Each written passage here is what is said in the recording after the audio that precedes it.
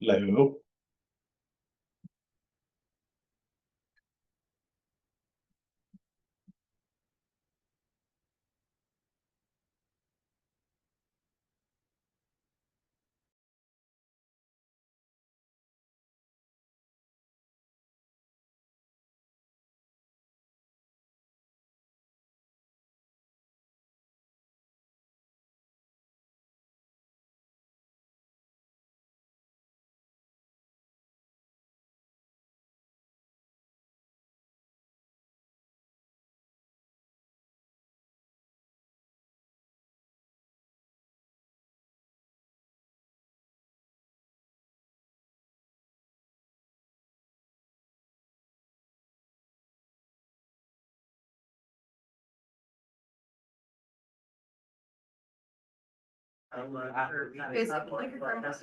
Yeah, you have five. I hear a lot of background noise, but I do hear you. Yes, that's cool. I just wanted to make sure the mic worked. Yeah, that was good.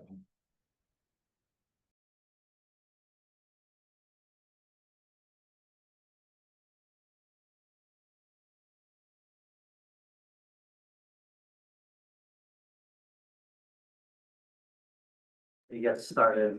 We're gonna start this meeting. It's 12:03.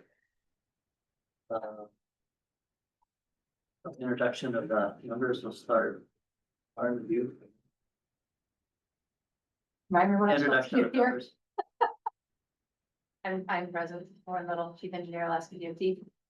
Hi, Larry Turge, Mayor of the City of North Pole. Scott Kress, Fairbanks North Star Borough Assembly. Jackson Fox, the past planner. That's our favorite city of Fairbanks. Louis Lunsford Prosecution. And folks in the room. Brett Nelson, DOT planning. Jack Farnell, News Manor. This guy. John Galligan, Community Planning, Fairbanks. Corey's guy. Corey Truliano, Fast Planning, Transportation Planner. And those people online, please. I see Jason. Jason Knowles, DEC Air Quality.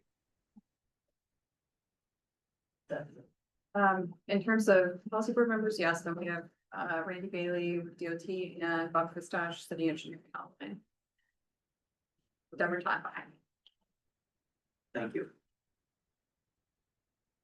You have the agenda in front of you. Do I hear a motion to approve? Move to approve the August 2025 agenda. Second that. Moved by Mr. Krass, seconded by Mayor Church. Is there anyone wishing to change the agenda or add anything to it? Seeing none. Jackson, why don't you call the roll then? Yes, Ms. Little, Yes. Mayor Church, Yes. Mr. Krass, Yes. Mr. Cleaver, Yes, and Mr. Olds. Yes. agenda has been approved. Move on to item 4, which is the approval of the July 16th meeting minutes. Like to. Pardon me, sorry, Go ahead. Mr. Cleaver. I'd like to move to approve the minutes from July 16, 2025. Second. Moved by Mayor Church, seconded by Mr. Krass. Anyone wishing to make any changes? Hearing none. Go ahead, big roll. Okay, Mr. Krass, Yes. Mr. Cleaver, Yes, Ms. Little, Yes. Mayor Church, Yes. and Mr. Olds. Yes. okay, we're gonna turn it over to Jackson and get our staff report. Yeah, let's go to page 19 in the packet. Right here. You wanna? Oh, before we do that. That's the exciting Two more acceptance. board members. Yeah. Mayor Hopkins and Mayor Cruz. Okay, as shown on page 19 there in the middle of the page, underneath project and planning meetings, I want to highlight a few of these here. We did have a kickoff meeting with our consultant team working on our metropolitan transportation plan update. This is our 20-year long-range transportation plan, which we need to update every 4 years in accordance with regulations. We are in the midst this week of assembling a steering committee for this effort. And I'm reaching out to various organizations to get participation. So invitations will be going out to various DOT departments, the 2 cities, various borough departments, as well as some outside organizations like Fedco, Explore Fairbanks, Access Alaska, et cetera. Once I have that steering committee assembled, I'll send out a doodle poll, but we're hoping to have a kickoff meeting for this long range plan effort with the steering committee in early to mid-September. So once that goes out, there'll be a doodle poll to select a date and time. Policy board members are, of course, welcome to participate on the steering committee. The time commitment will be roughly 5 to 6 meetings over the next year and a half. And so, you know, it's not going to be on this schedule, but it'll be roughly one meeting every other month for about 2 hours to work through various tasks on the long range plan update, looking at existing conditions, identifying transportation needs, and establishing priorities for the project list in that plan. Also want to make note that we did hold a work session with our Walk, Ride, and Roll Advisory Committee on non-motorized project priorities. Back in 2022, the committee worked on a pretty intensive data-driven process to identify non-motorized projects, so sidewalks, paths, and other non-motorized projects throughout Fairbanks and North Pole. They came up with a list of projects they'd like to see get into design and eventually to construction. And so we had this work session with them to show what's been accomplished since they established those priorities a few years ago. And a third to half of those projects have actually already been built, or they are about to be built next year or the year after. And so we demonstrated to them the progress that we've made on their priorities, as well as there's a number of projects that are currently in design and are headed to construction in the coming years. And then there's a few projects that have not yet made it into design or not yet received funding. And we discussed some of the challenges with those projects moving forward. Some of it's just sheer the price tag of the project. Some of it's where we have right-of-way issues or utility conflicts, et cetera. But we are going to refresh that list for them and present that back to them at their September meeting for further input in any new project ideas. But these non-motorized project priorities will likely roll into our long-range plan update. So for sidewalk path projects. Next up, I did travel to Washington, D.C. to meet with EPA leadership on opening up the PM 2.5 implementation rule. I was down in Washington, D.C. for 4 days, Monday through Thursday. Our meeting with EPA was on Wednesday, but on Monday I met with the National Association of MPO staff to discuss our initiative with the EPA letter. They did tip me off to other communities or other MPOs in Utah and California that are supportive of these regulation changes. So there definitely is some synergy there. But we did spend most of my time with AMPO staff talking about our priorities for the next transportation bill, which I've assembled a comment letter, which we'll consider on the agenda underneath item 8B there. The next day I met with staff from Senator Sullivan's office.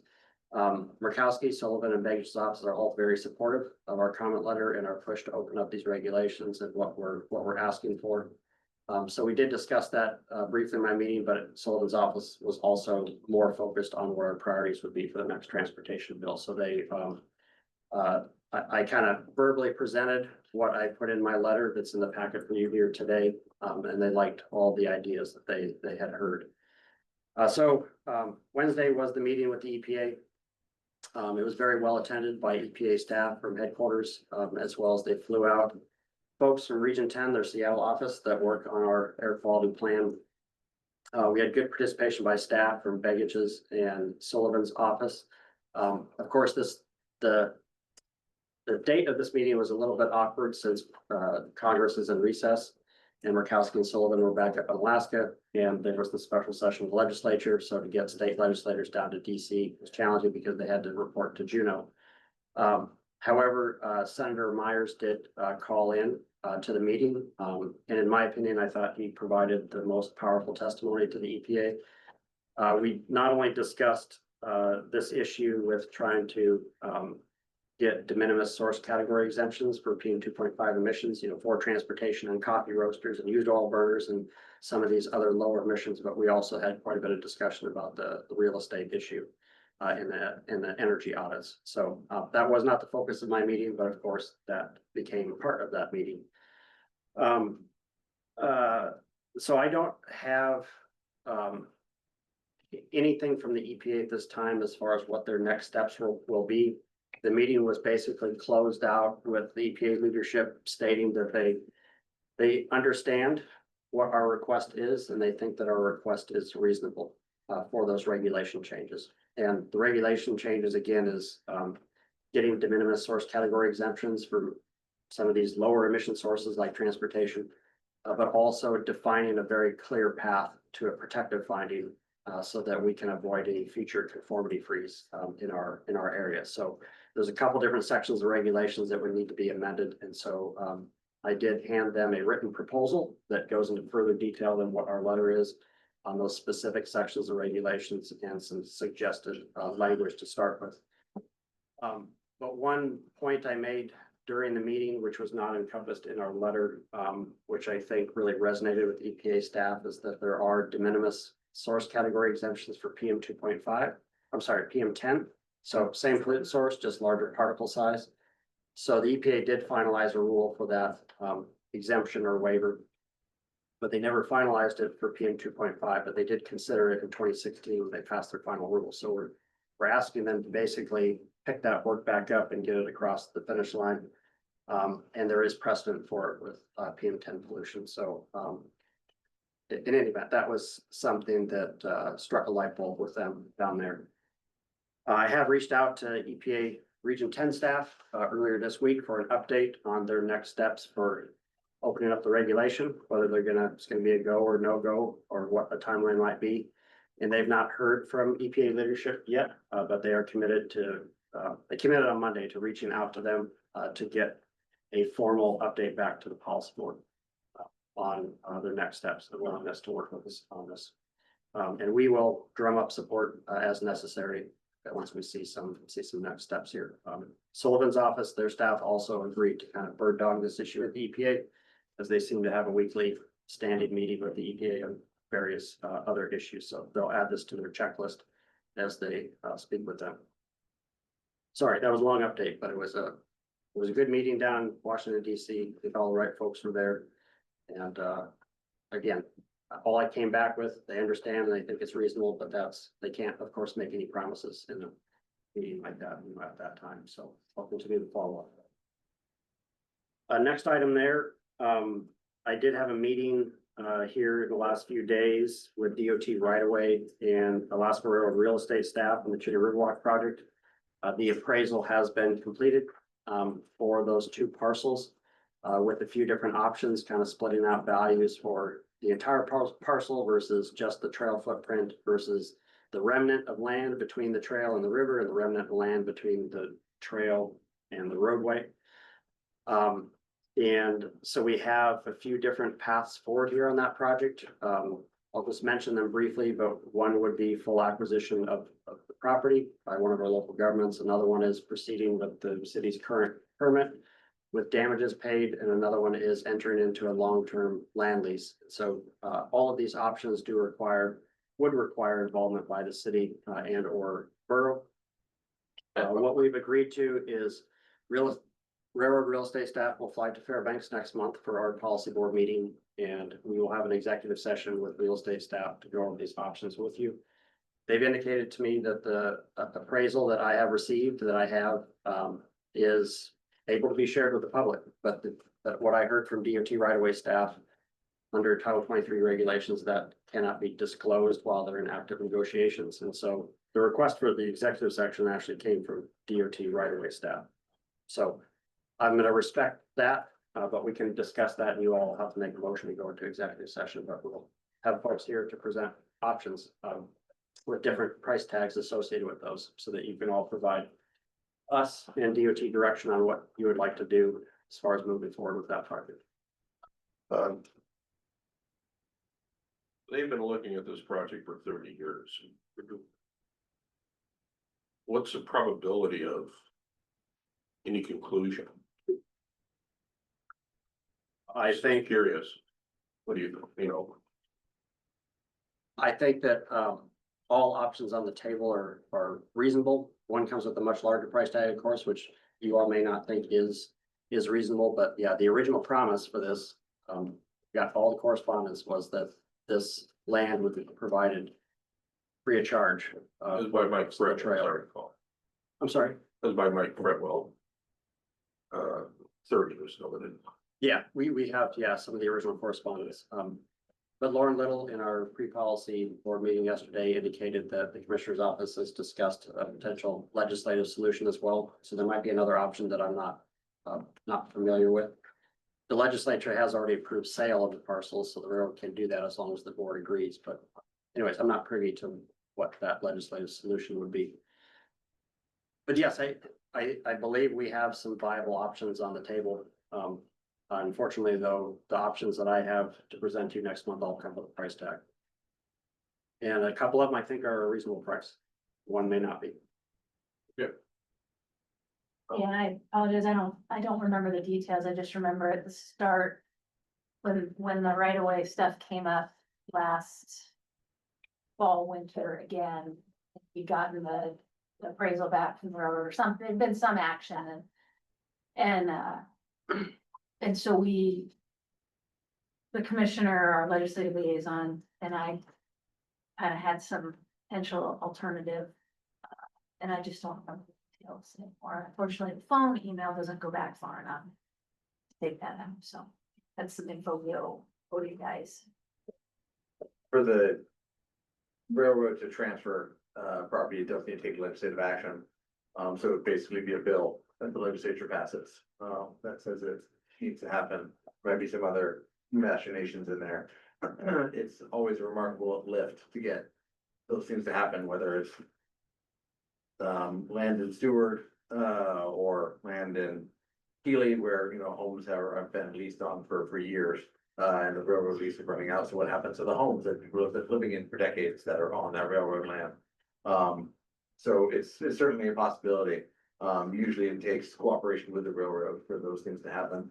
And if they oppose it, it would be a wonderful but difficult lift, for sure, to see that happen down there. But it would be great if that was the route we went and we're able to do a transfer or something like that.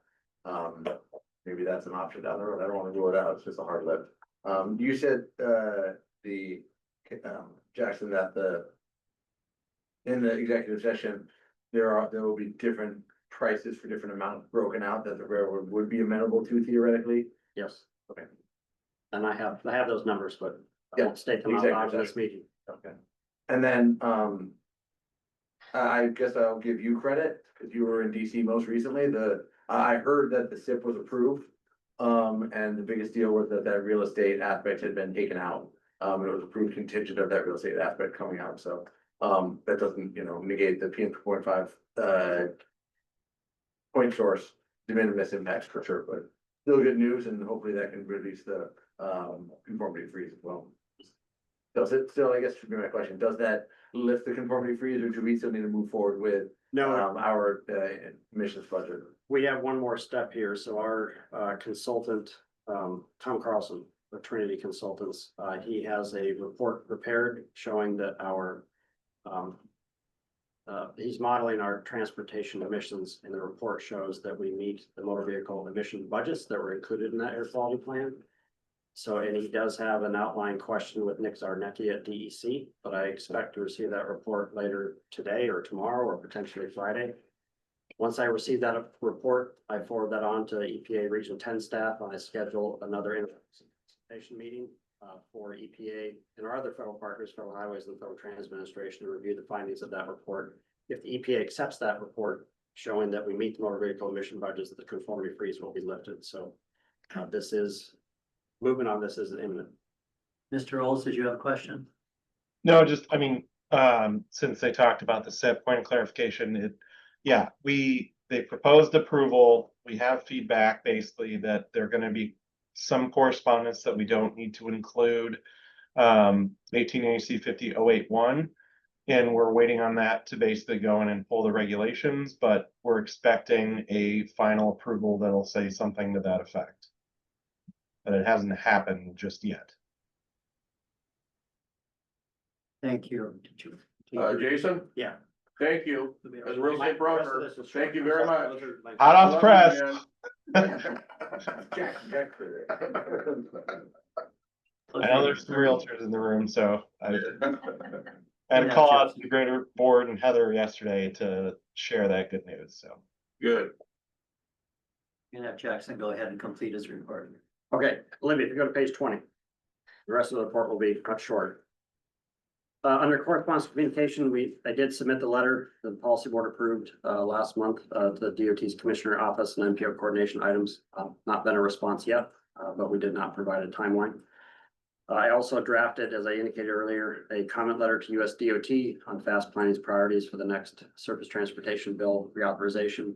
The current transportation bill does expire September 30th, 2026, so we have about a year left in the bill, and our congressional delegation in particular is also interested in seeing what our priorities are from our MPO. I believe the state of Alaska DOT is preparing a separate letter on their priorities to submit. The due date for this was August 20th today. But I confirmed online this morning, the deadline has been extended to September 8th. But this was presented to the technical committee. They did make quite a few amendments, improvements, I guess I would call them all, to the letter. And so that's considered as an action item here for you all today, and any amendments that you would like to see. Under organization, I did prepare our initial draft of the federal fiscal year 2026 office budget. That is on the agenda today to review with you all and answer any questions, and there will be opportunity for any amendments you would like to see to the office budget for next year. But I am asking that this item be postponed till September for adoption, so that there's 2 policy board meetings where the office budget is discussed, and next month there'll also be an executive session for consideration of employee merit increases as we do each year. So we'll wrap this up in September. So today will be a first presentation of it. Under public outreach, Olivia and Corey have been hard at work doing bike ballets at Music in the Garden throughout the summer. I think the season has called it a wrap at this point, but I want to thank them for all of their volunteer service and helping out with that event out there. And we have completed distribution of the 2025 bikeways map. I also provided a presentation to the Borough Assembly Committee of the Whole on the product selection process for fast planning. So that was good back and forth with the Assembly. And then we did draft the resolution of appreciation for the Girls Who Well program. That is an action item here today for you all. And then last, underneath funding, we did hold 2 subcommittee meetings on the project list for construction in 2026 for the fast improvement program. So we will present to you what that subcommittee and the technical committee's recommendation is here today, along with the potential funding increase for the list that they came up with. Pages 21 and 22 are the technical committee action items. Real briefly here, the first section of action items relates to the US DOT Safe Roads Initiative.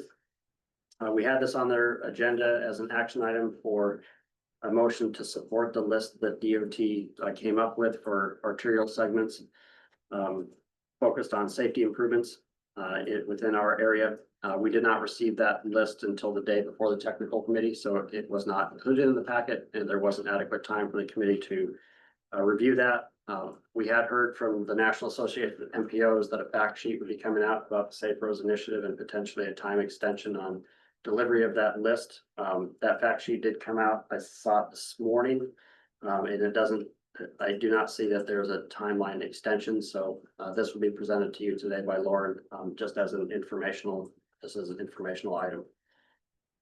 And then the next motion is the technical committee unanimously recommended that the policy board approve the project list for 2026 construction for the fast improvement program with the additional funding that comes along with that.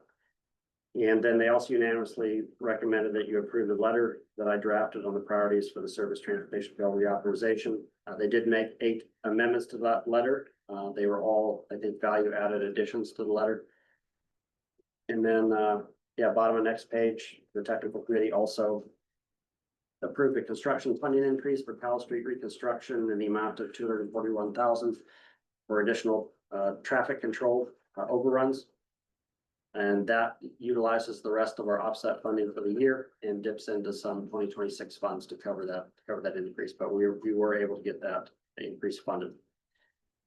And then, they approved the resolution of appreciation for Girls Who Well for the policy board, or recommended its approval by the board.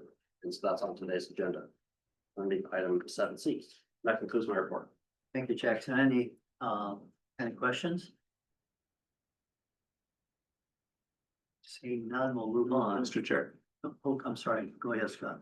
Thank you. I just wanted to thank Jackson for coming to the assembly and his presentation. I apologize that we kept you there so late at night.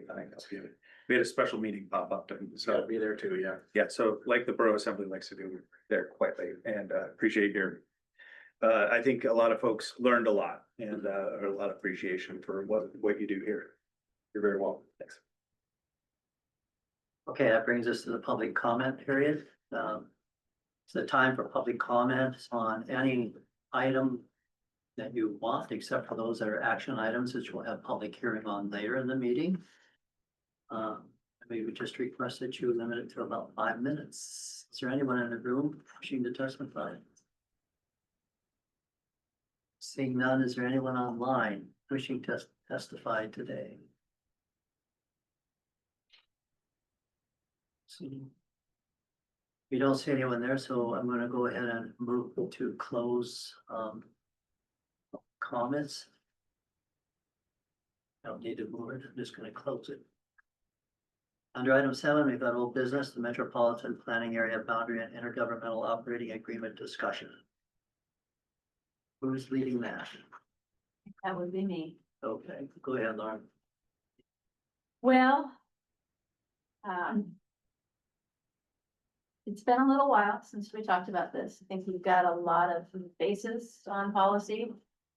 Bases, since the last time this came up. The background on this, in very simple terms, is, as part of the boundary adjustments that are required, when the census comes through, they update the urban area boundaries where the population, triggers the requirement for an MPO. That's where MVP down in the Matsu became a new MPO off that census. Both the AMATs and the FAST urban areas expanded with the latest census. And so that triggered a requirement for a new boundary. With that new boundary and some of the, I'll call it maybe collaboration challenges that we experienced, particularly relative to the NHS, and this was not unique to FAST. We experienced these with AMATs as well, of differences in priorities, where money should be spent. All of these things kind of came together, and so at this time, the department is not advancing the boundary expansions without updates to the operating agreements to try and clarify some statutory and regulatory references that were not included in prior issues, but our legal counsel feels pertain to the authorities of the MPOs, the authorities of the department.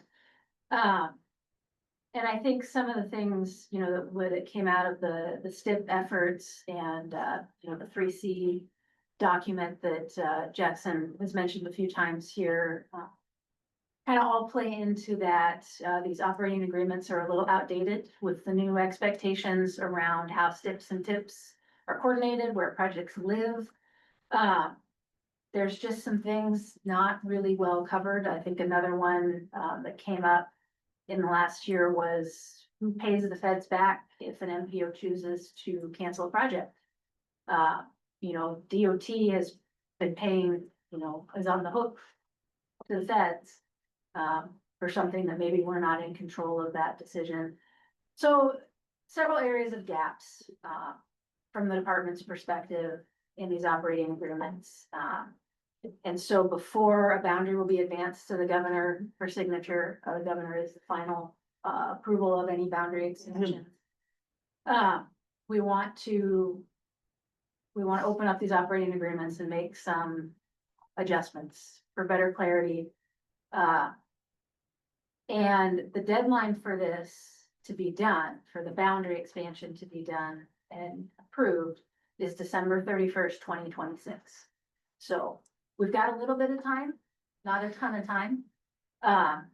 And so that's why we wanted to get this back on the agenda. The last time this came up, my understanding is that the policy board at the time voted to indefinitely table any discussion, which sort of stopped all progress on advancing the boundary expansion, to the governor's office for signatures. So that said, we can go into what was transmitted before. I don't know how terribly productive that would be. I think my ask is that, the policy board, agree to open the discussion. I think a working group makes a lot of sense for something like this. A few key people that know a lot of the history of how the current operating agreement came to be, as well as some of the challenges, in how we coordinate, collaborate on projects in the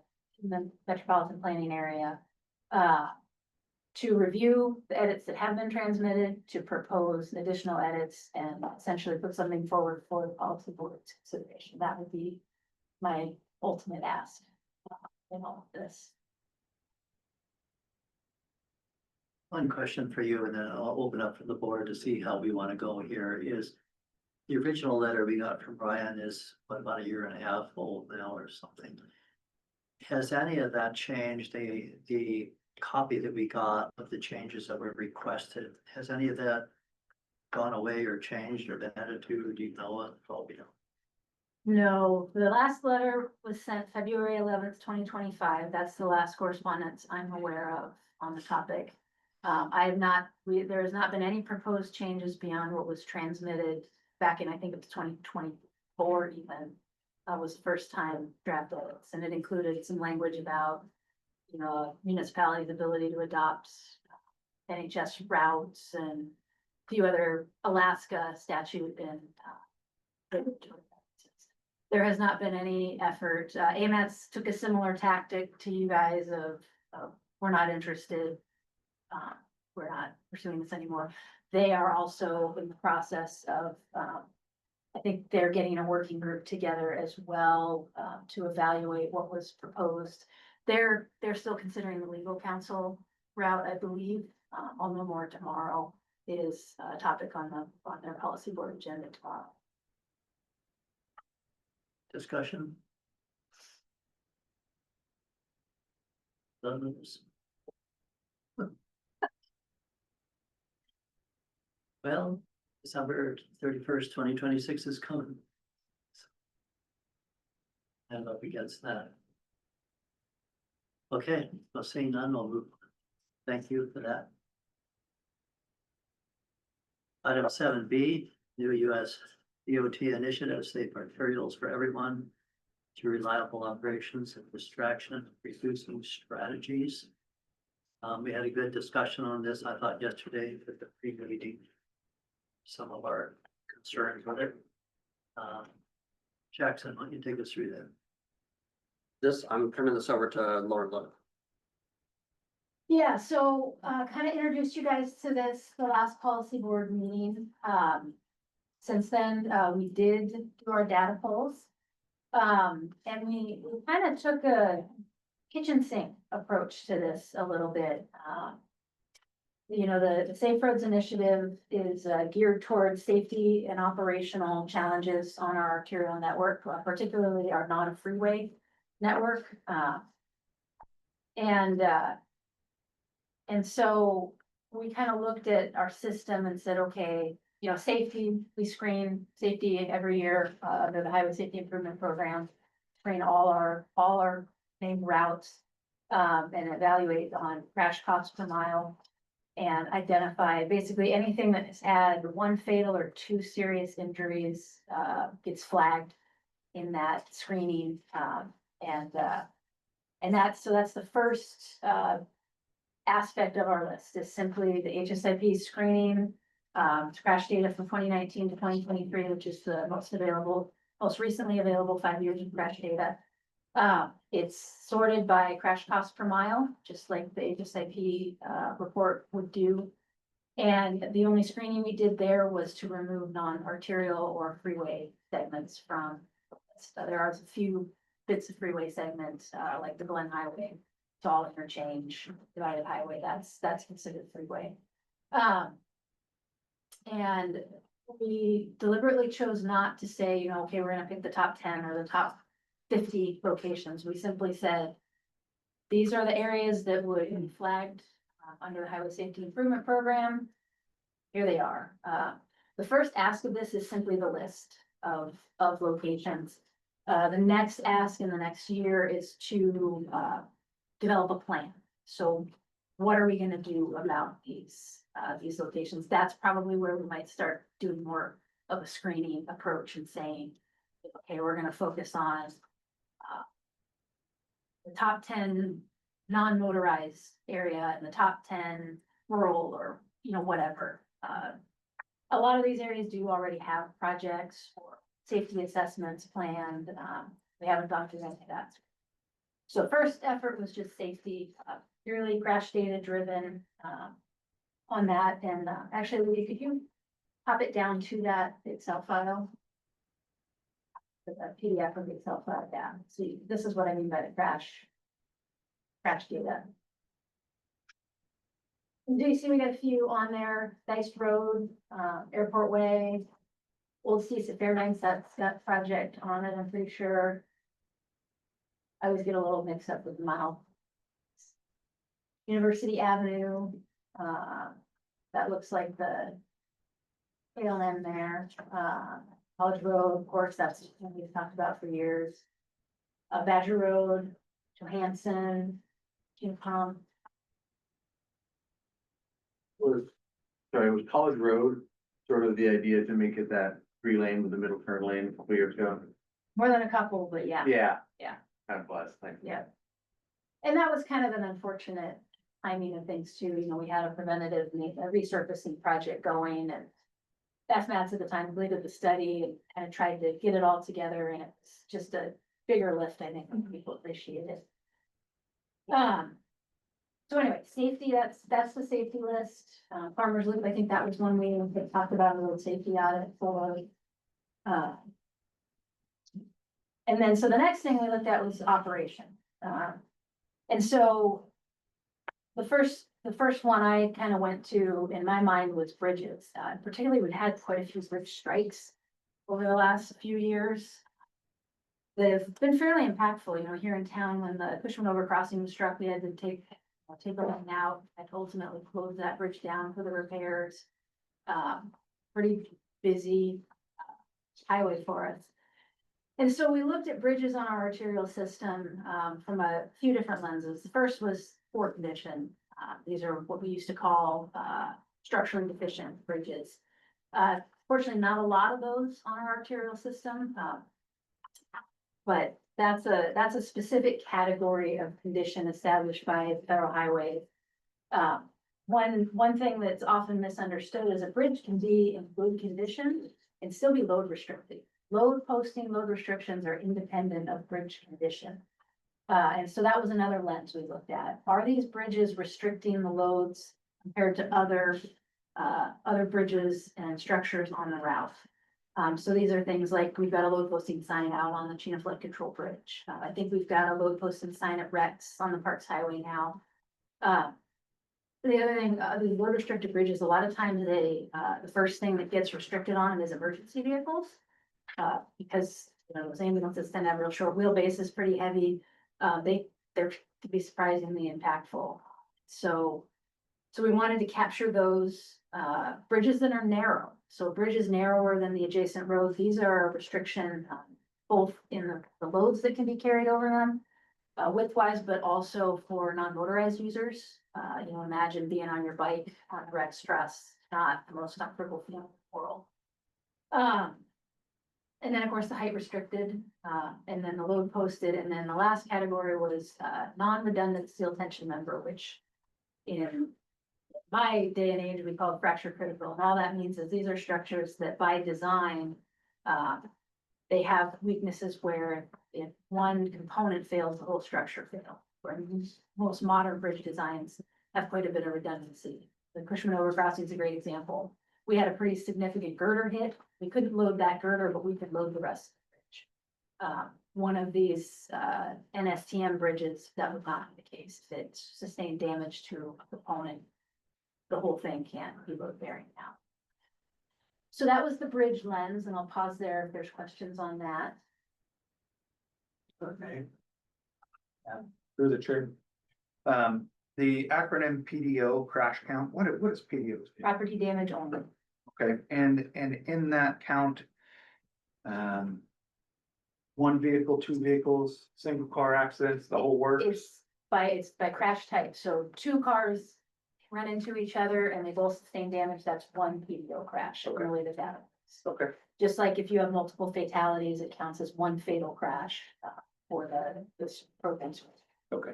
And that's a good point, on that safety tab, you'll see the crash cost per mile.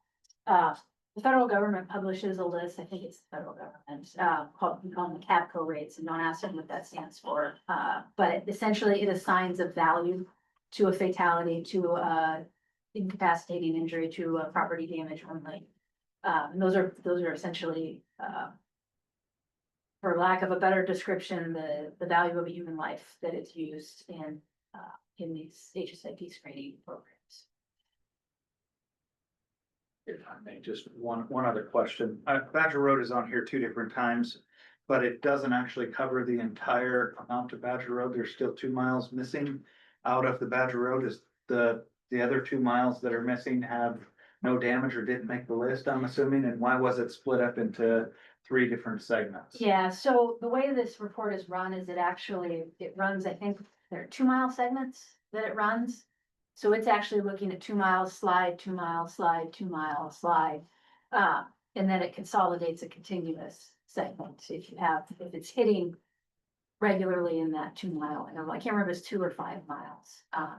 And so what that means is that the segment that's missing did not have a fatal or 2 serious injury crashes in the crash data.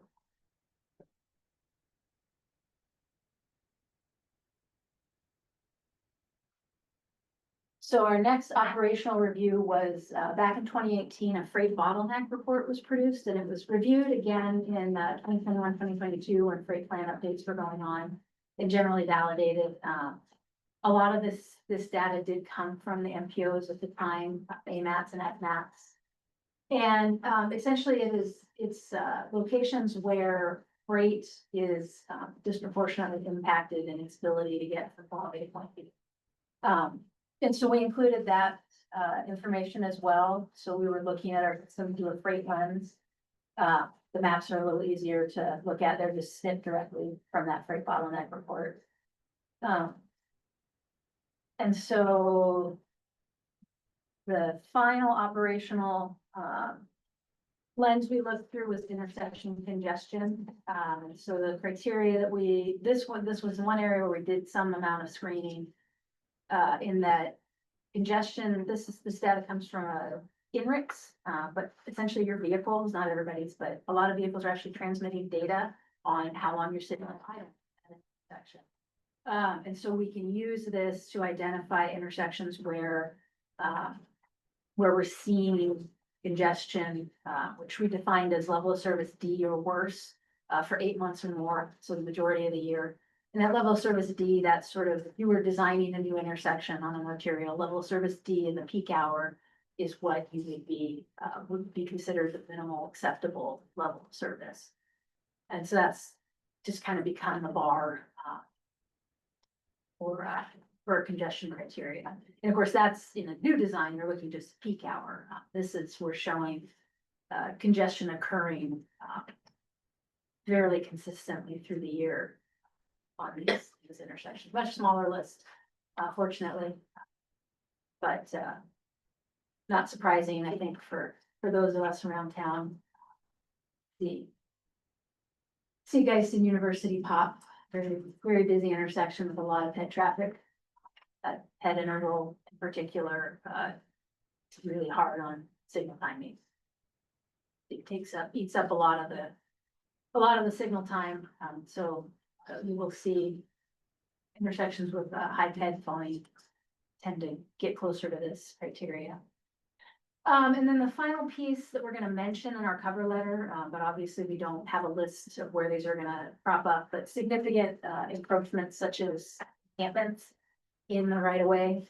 We do have maps showing, where we have addressed known encampments with the local governments, but you know, that's something that's been an ongoing effort here, particularly under this commissioner, to really build those partnerships and make sure we're addressing both the public safety aspect of these encroachments in the right of way, as well as getting folks connected to services and resources.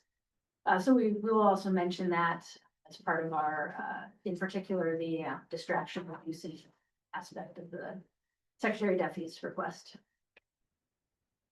So that's our list. We are working, I haven't had a chance to look at it yet, but we do have a ArcGIS site set up so you can see this stuff visually. So we're working on getting that to you. But certainly a much easier way to digest the data visually than a bunch of spreadsheets, even though I have spreadsheets. Thank you. We're gonna take questions now, Mayor Hopkins. Thanks, Lauren, appreciate all that, especially the idea of the Geist University delay and why the crossing impacts that makes a lot of sense, looking through the list. It's always fun to see data, even if it's in spreadsheet form about our town. And on the encroachment stuff that you were gonna work with the junkyard encroachment stuff has certainly been on our mind a lot lately. Would you work with our community planning department to get like that list of where all of our encroachments are and our code violations of DOT right of way? I know there's a lot of them.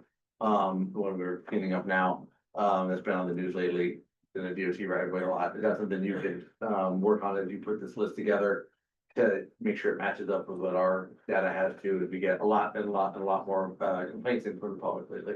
Yeah, I mean, if you guys have data on that stuff, we absolutely want to have that.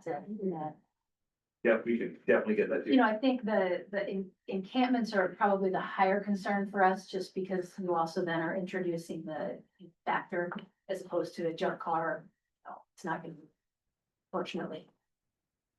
True, it won't jump out on the person in the road, it will be there, yeah, and then, like, the one we're cleaning up right now out off Badger Road will, that it grew and was in the road a lot of the time, and, we'll get you that list. Yeah, it'd be great. I know when I was pre-con engineer, we were working on, there was a kind of a joint, some of it was outside right away, some of it's right away, and we're kind of working through some of that. Yeah. I know what you're talking about, cool, big picture, of course, money is what it all comes down to at the end of the day. All faced with that challenge. That's worth noting too, this does not come with any additional funding. At this time, it's not coming with metrics, so we expect to have to report at some point. But it is just a national focus on this. I think it was over 47% of fatal and serious injury crashes are occurring on these non-freeway arterial roads. Go ahead, Scott. Yeah, so did you say the Alaska truck bottlenecks report, is that a DOT information product? Yeah, that was a report that Kittleson and Associates produced for DOT. I think it was part of a freight planning effort originally. And so if this is being used, this is obviously predates the ore haul, which is a huge amount of traffic through town. Like, how would you incorporate that sort of new data into your identifying bottlenecks? So we didn't do any updating to this. This was reviewed in 21-22, so still pre-ore haul. But I believe a lot of that route was still captured. We look at the FMATS figure 3, there you go, sorry, yeah. You'll see that East Highway corridor had several segments. So that sort of aligns with we had existing freight through hauls, maybe a different, increase in volume, but obviously we still had freight coming through this area. The Johansson and Stees intersection has, it's 10 or 12% trucks on both legs. So that busy freight corridor for sure there on the Johansson and Stees and Mitchell. And you can kind of see where those areas kind of got flagged under the prior efforts. Lauren, has the GARS done anything to alleviate the Airport Way, Stees, Richardson going into 408, right? At all? I couldn't tell you. That's a safe answer. I don't have data on any changes in, congestion necessarily. Thank you. Any other comments? I just repeat a little bit what I said yesterday. I've always had problems with the crash costs and things like that, and if you have people speeding and causing an accident or a DUI, these are not problems of the road, they're problems of the people. And they show up in part of our crash statistics. And what we're interested in is, do we have a design problem with the road that is causing the crash? And there's no way of ascertaining in those numbers the distinction between those two incidences.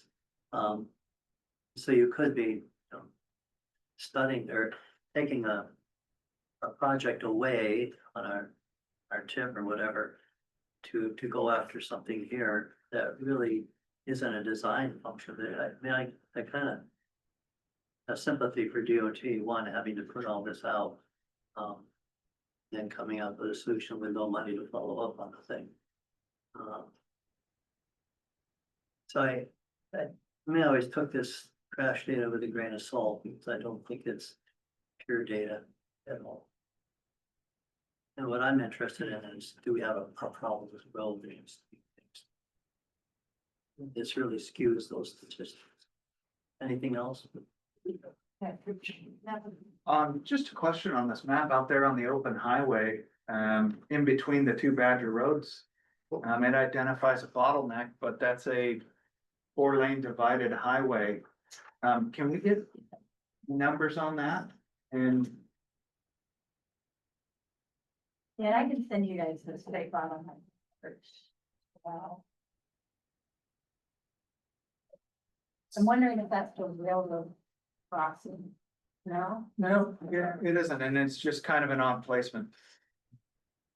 Maybe a mapping. And it would make sense if that is where, after the ore haul, because that would be about where Black Gold transport is with the ore haul out on the highway, but if this was done prior to the ore haul, that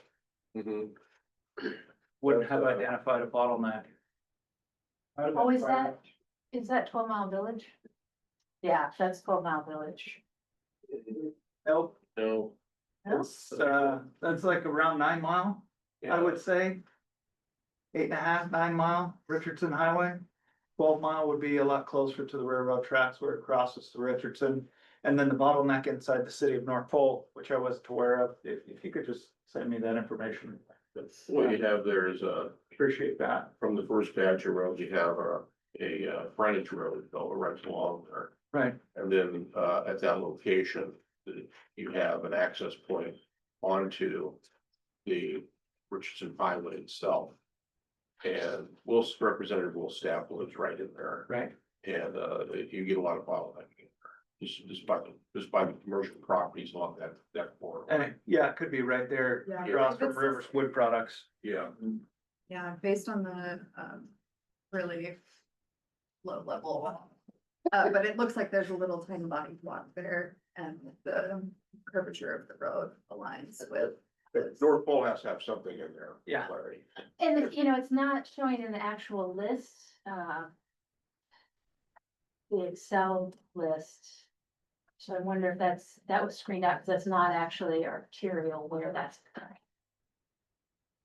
If it is the frontage road, which is probably why it's not shown in my actual text list. That would not be arterial system necessarily. But we can certainly get you guys a copy of the freight file. Thank you. report. Yeah. And I that's, don't want to get up in the weeds, but I Good catch. appreciate it. No. Thank you. make a note here. Any other discussion? We're gonna move on then to item 7C, resolution of appreciation for girls who run the program. I have a copy of the resolution there. We talked about having everyone be signers on that, if you folks would like to do that. We've got everybody in the room with the exception of Mr. Olds, and we'll figure out how to get your signature on there. If you approve this, so. This is an action item. First, we'll have staff report. Yeah, we drafted this resolution of appreciation based on comments from our last policy board meeting. So just want to thank Corey for pulling this together. I think it reads well and it gets all the highlights for what we'd like to say to them. We are including in our draft office budget for 2026 funding to continue this program a second year. What we did this year was we purchased the materials for the program so that the school district didn't have to come up with that funding. And I believe the Girls Who Well program and their instructor are excited about doing this second year.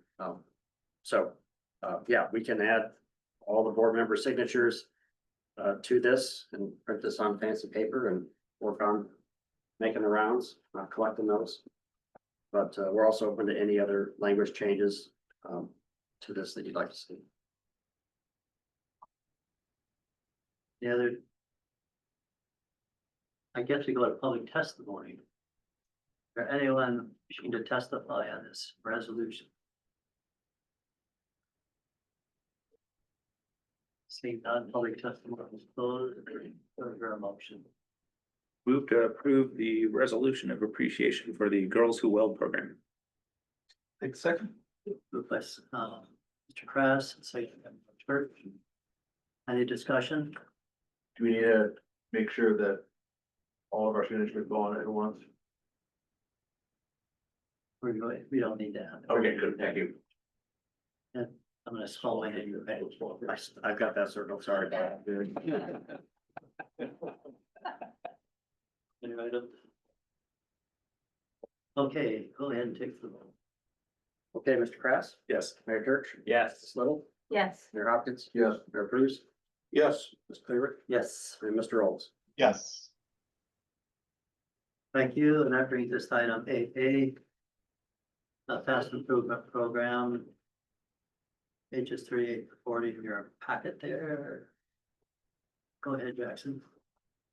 Yeah, I mentioned this in my staff report, but the action item here today is for the policy board to consider approval of the project list for construction in 2026, as well as a funding increase. We are looking at doubling the program from just over $1 million to just over $2 million to construction next summer. We do have additional available funds to cover that, so I'll get into the funding here in a moment, but on page 38, just a reminder to you all, our FAST planning improvement program is similar to DOT's preventative maintenance program. So these are projects that are simple to design, generally don't require survey work in the field. There's no utility relocations, there's no right of way impacts. A lot of these are mill and pave of existing roadways where the asphalt has deteriorated. They can be gravel to pavement projects, sidewalk repairs, path repairs. Again, simple projects that are easy for DOT to deliver on kind of a community-wide basis. And we do try to give, for this program for construction each summer, a slice of the pie to each of our local governments. So City of North Pole gets something, City of Fairbanks gets something, the borough gets something, UAF gets something, and potentially DOT gets something. So on page 39, this shows you the project list, the middle column there for what the subcommittee recommended, and then the technical committee also recommended to you for approval without any further modification. But we did hold 2 subcommittee meetings on June 9th and July 4th with good participation by all of these entities. The project locations shown on the left there for each member government. The ones in black were already approved by this policy board in a previous year as we were looking for priorities for 2025 and 2026. The ones in red are new nominations that were given to us during these 2 subcommittee meetings. And DOT's project manager for this and their support staff did go visit each one of these locations and put together estimates for this program. And then also we have categorized these projects as traditional roadway projects versus path or sidewalk projects, because by policy, we strive to spend 80% of this funding on traditional road projects and then 20% on non-motorized projects. So we hit the mark on this list with the funding split. So there's a couple roads for City of Fairbanks, City of North Pole, a couple roads as well. Well, there's a head crossing at 5th Avenue, path, 8th Avenue path resurfacing. For the borough, there's a few different things here. There is a road service area, Viewcrest subdivision, but there's also some projects for Borough Parks and Rec. the Birch Hill Rec area and Tana Lakes Rec area. And then UAF, they have one path project along University Avenue, and then one road project on Tana Loop in kind of the northeast corner of campus. And then DOT, the Belane Road and Old Airport Way, these are priorities of our RAC committee. And we did add in one road project, it's a mill and pave on Van Horn Road. Of course, with this program here, there's a lot of great ideas and only so much funding. So what we did is that if we couldn't fit it into 2026, we put it in a column for consideration for approval in 2027 or 2028. But we'll have a new transportation improvement program, a new TIP funding plan in place by the time 27 and 28 rolls around. So we'll consider that in the future. Today's focus is just 2026. The next page shows you what we have for current program funding for construction next summer. Currently, we have program 1.1 million, but based on the list that is before you today for approval, the technical committee is raising that bar up to 2.4 million. Currently in 2026, we have 1.9 million that's not programmed to any project, so those funds are available to be programmed to this. And we grabbed about 2/3 of that funding so that we could fully fund this list at 2.4 million. It still leaves us a reserve of about $600,000 next year for other project increases. So the technical committee, their action item was recommending to you to approve the project list, number one, but then number two, approve the additional funding for this program, which we will, if you approve this today, we will add this in our next TIP amendment. We'll add that funding there. So just looking for intent today on the project list and the additional funding. And that concludes my report. Mayor Hunt. Thank you. Are we expecting the doubling of price of amounts to continue going into the future, or is this a one-time blip? For construction in 2025, so this summer, we did double it this year from 1 million up to 2 million. So we consider this program somewhat of a slush fund. If there's funding that gets freed up in any federal fiscal year, we typically throw it into the program because these are things that can be delivered quickly. So we strive to fund a construction program at a minimum of 1 million per year for this. But we have in one past year, while I've been director, we did raise the bar up to 6 million one summer for this program. So it varies year to year. So you saw funding availabilities that had opportunity for you Yes, to get that fast. yes. It wasn't due to construction price increases or anything like that. It's just you saw the opportunity. No, the funding that is available next year is kind of a mix in delays on Minnie Street and Cowell Street. Those are not quite ready yet to go to construction. So when things get delayed, those projects get pushed out to a future year and then money becomes available, becomes unprogrammed. We gotta find a home for it. And it's not federal fiscal year 26 yet, but it's good to plan how are we gonna fill that hole and utilize all the funding that we receive. Thank you. Any other questions? Seeing none, we'll go to public hearing. Is there anyone wishing to testify on this item?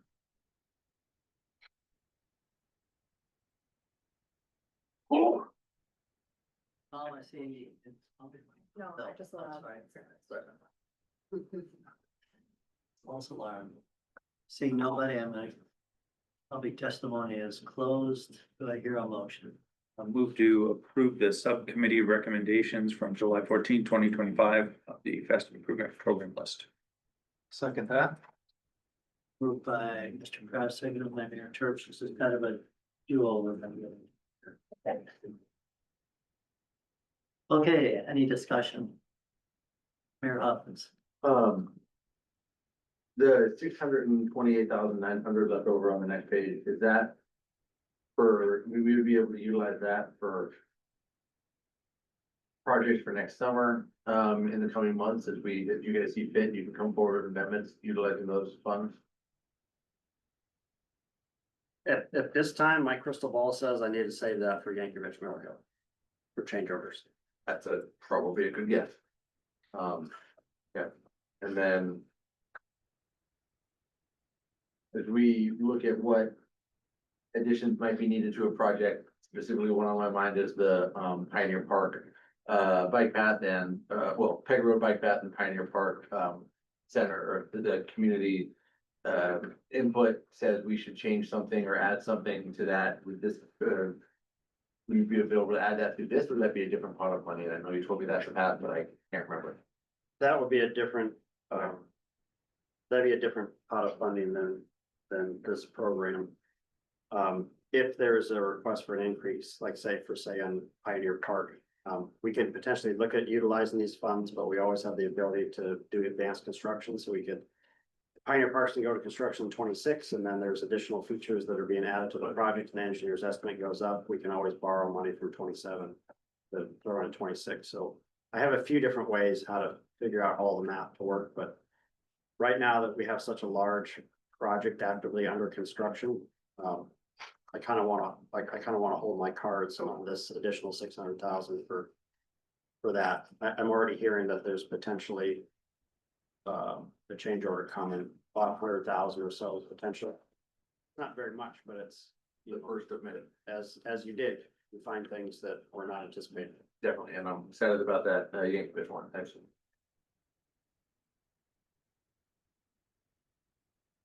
Any other discussion? I'll just say, this is a great program. It's work on the street for pretty low, pre-construction cost investment, and we've got the money, it's a ton of sense to put it here. I'd like to echo that, and when I look at the tip, this is the first thing I look at. I like a lot of the borough's nominations for your from gravel to pavement. You hang around South Davis Park in the summertime, you're just sitting in a dust bowl. Kind of nice. Anyway, yeah. Thanks to the technical committee for their work. Go ahead and call the roll. Okay, Mr. Krass, Yes. Mr. Cleaver, Yes. Mayor Cruz, Yes. Mayor Hopkins. Yes. Ms. Little, Yes, Mayor Church, Yes. Mr. Olds. Yes. Passes unanimously.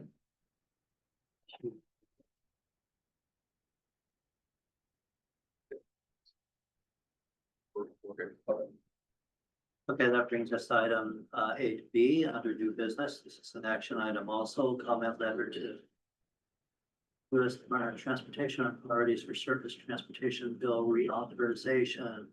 Go ahead, Jackson. Yeah, as shown on page 41 of the packet, US DOT has issued a request for information. They're specifically inviting the public to provide ideas, comments, and information for consideration in the development of the next surface transportation reauthorization bill. The comments are due now. They just changed that to September 8th. But the comments that they're looking for, let me go to page 44, cover 4 themes. These are the bullet points in the middle of the page there.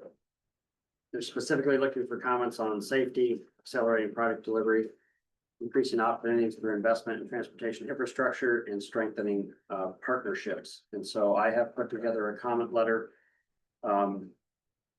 which follows these 4 themes. It's all categorized by these 4 themes. In page 45, just real briefly, this shows you the legislative priorities from the National Association of NPOs. This is kind of a brief 1-pager. They do have some other priorities, but these are the main ones. Increasing planning funds to meet federal planning requirements, NPOs becoming direct recipients of federal funds, reducing their local match for federal transportation programs, allowing carryover federal funds, and shifting some discretionary grant funding to formula funding. Out of these priorities, in my letter, I am advancing 4 of these 5. The only one that I've left out of my letter is NPO becoming direct recipients of certain federal funds. Because we're just a small organization and we need to have a CPA on staff to do that grant administration. So anyways, that's one I left out, but larger NPOs are definitely interested in that across the country. So my letter begins on page 46. It has grown to 4 pages. I have, again, discussed these ideas with the National Association of NPO staff. And since I was provided the opportunity, I did discuss these with the policy advisor in Senator Sullivan's office while I was in Washington DC. So there is a lot of, I guess, support from the folks that I've talked to about this, and did run this through the technical committee last week on Wednesday. As I work through this letter, you'll see red text and track changes. These are the additions from the technical committee. So, and again, I think that all the additions that they provided are value added to the letter.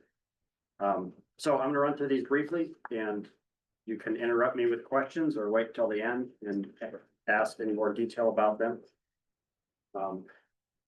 So without further ado, the first priority would be to reinstate dedicated formula funding for the Safe Routes to School program. Just as a reminder to you all, we did do Safe Routes to School assessments for every elementary and middle school within our area back in 2012, so it's been over 10 years. More recently here, we did an access and circulation study for 2 high schools, West Valley and Hutchinson. Because now in the current transportation bill, high schools are now codified into law that can be part of this program. The issue with this program is that it came with project funding from 2025 to 2012 at 100% federal share. So it came with project funding and there was no match. But project funding has not been provided for this since 2012. What they did with the funding for this program is they roll it into the Transportation Alternatives Program to make it a little bit more flexible for any non-motorized project in your community. But my personal opinion is that projects at school facilities with these vulnerable road users, children walking and biking to and from school, should be an established priority and should have dedicated funding for that. So that's the first priority there. My hope is that we can keep our transportation alternative program dollars, but then they create a new fund category that's for Safe Routes to School. My second priority is converting bridge investment formula program dollars into a sub-allocated program. Currently in Alaska, the bridge investment program funding typically gets invested into large interstate or highway bridges throughout the state, on the major highways that we have. However, we do have some bridge replacement needs within our boundary that is difficult to access that funding to get those replaced. And when I say that, I mean the Mini Street Bridge, Airway Drive out in North Pole, and then even the city's, the one bridge, vehicle bridge that the city owns, O'Connor Road Bridge off of College Road. It would be nice to see if this program could have some dedicated funding to some of these lower road classification bridges so that we had more direct access to try to take care of those needs. On the next page, accelerating project delivery. This is again one of the National Association of MPO's priorities, but specifically allowing year-to-year carry forward of all federal transportation fund categories. In the regulation, I don't know if it's most or some of the fund categories have what's called a period of availability, that you can use them over a 3-year period. So if you have 2025 funds, you can use them in 25, 26, or 27. But that's not true for all fund categories, and we get ourselves sometimes in situations of use it or lose it. And so if a project schedule slips because of a right-of-way issue or utility conflict or encountering contaminated soils, you may have programmed that project to go to construction, say this summer, but it's now going to slide to 26. And so you reprogram the money for the next year, which means you're trying to find a project in the next year to take funding from. And then in your current year, you're trying to give the freed up funding to something like what we do with the Fast Improvement Program, just trying to funnel that money into an existing program so that we don't lose it. But if it was specifically allowed in regulation that we can carry that funding forward year to year without making any adjustments to our STIP or our TIP, these projects could move forward with uninterrupted delays on the funding side. Next one is addition by the technical committee, maintaining Alaska's special match rate for federal transportation funding. In Alaska, we only pay 9% on the federal highway funds that we receive for our project statewide, whereas the standard match rate across the country is 20%. And then the next one, this is probably one of my top priorities out of this entire letter. So maybe it should be highlighted as such. But for our Metropolitan Transportation Plan, our long range plan updates, since we're in an air quality non-attainment area, we are required to update our long range plan every 4 years.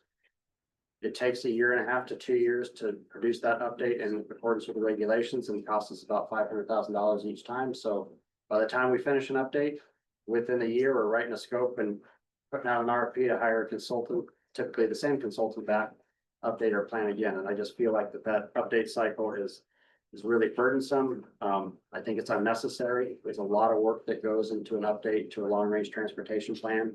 And I think that list is probably good for 10 years. But if needs come up that were unanticipated, at any time we can do an amendment to that plan. So we have the flexibility to update our own plan. But my feeling is we shouldn't be required to do this every 4 years.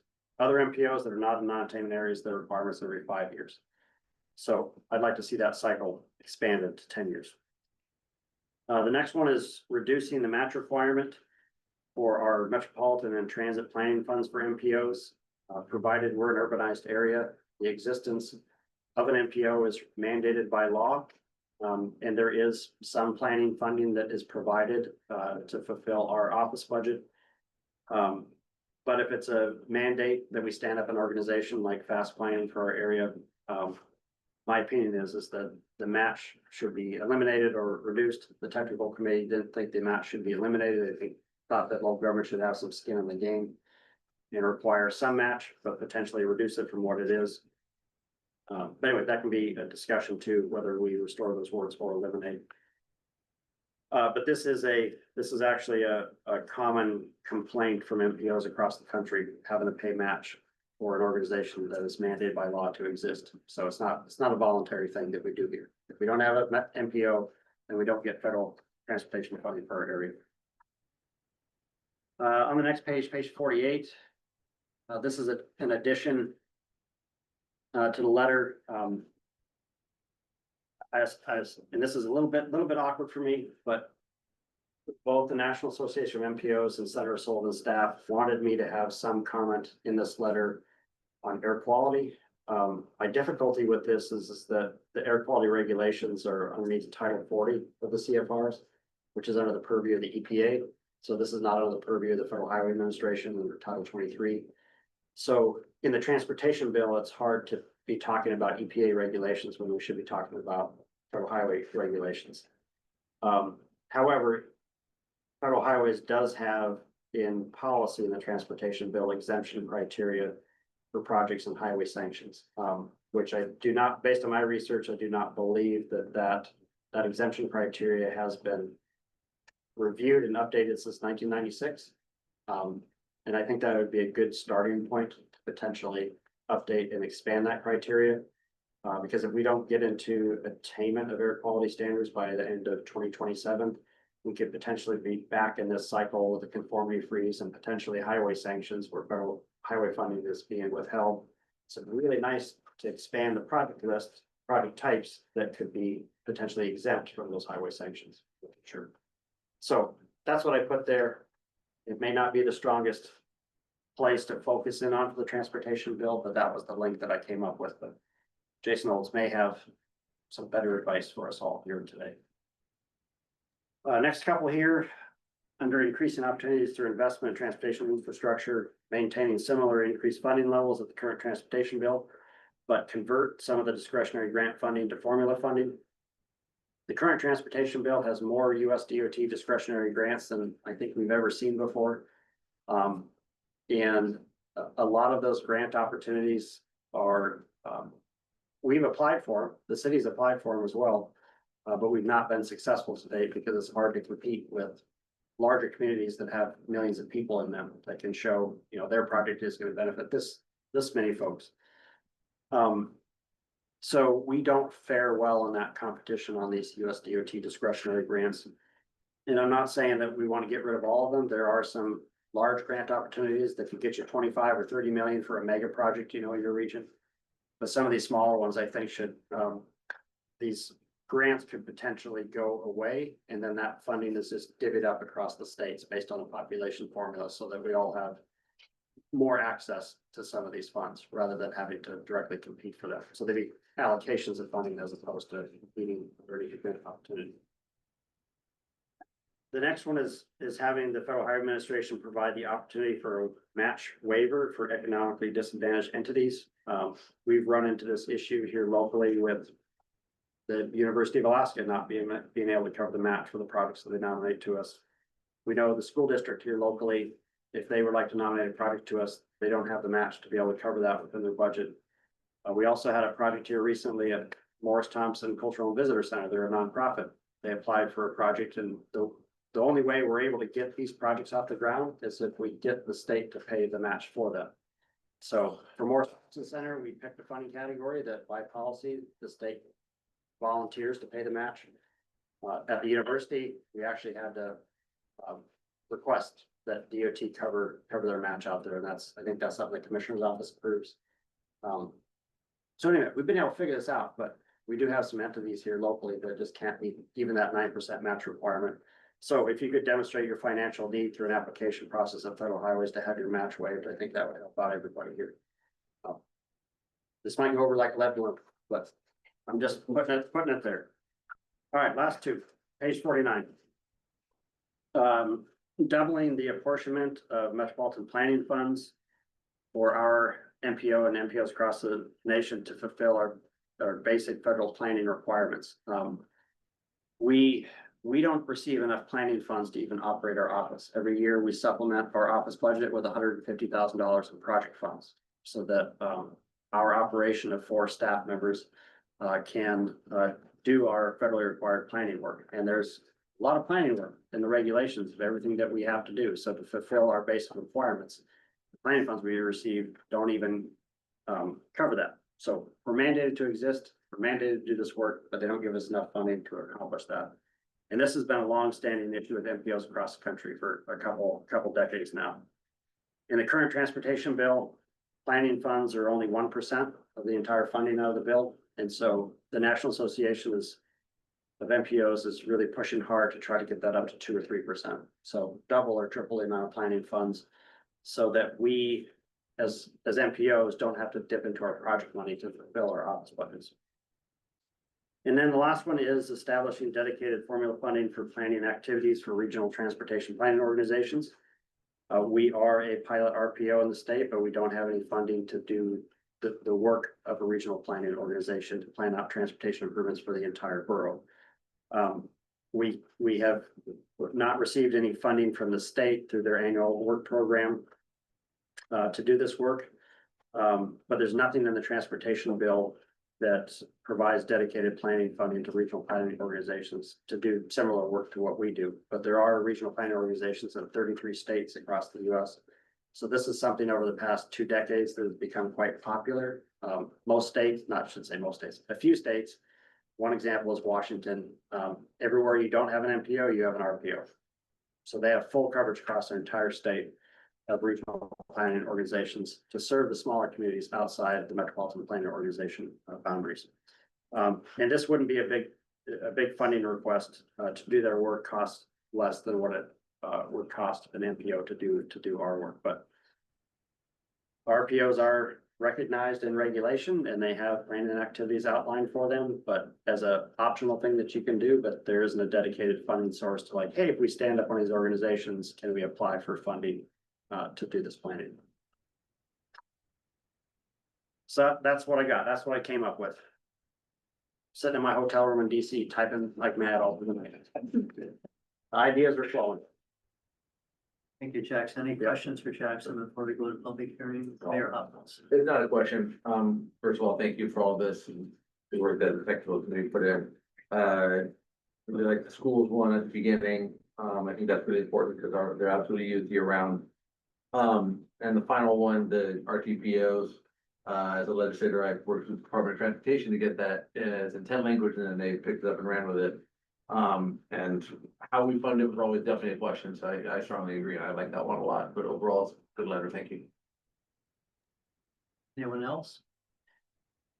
I like how you categorize this while you travel. I've done that many times. Yeah. I'm sort of bored and. Yep. Start putting it into a work process. Congratulations. Yeah. Very good letter. Thank you. We're gonna go to public hearing now. Is there anyone wishing? I- to- I was gonna say, question or a discussion for Jackson if he considered sort of. The only thing I would add, I thought the comments and stuff were good regarding air quality, even though if it's transportation related, but.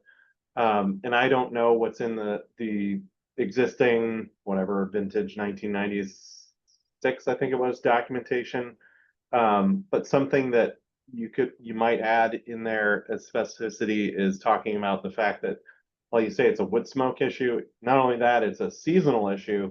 And so you could say, like, we don't have a problem in the summertime. Construction activities or otherwise considerations for roadway emissions are, compliant, so that's further fuel to why we should be exempt.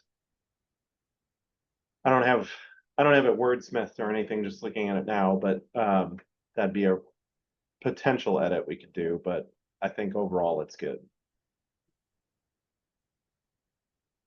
Thank you, Mr. Olds. Anyone else? I've got some edits, but I assume we'll go through that when we actually make a motion. Okay, back to public hearing. Is there anyone wishing to testify on this?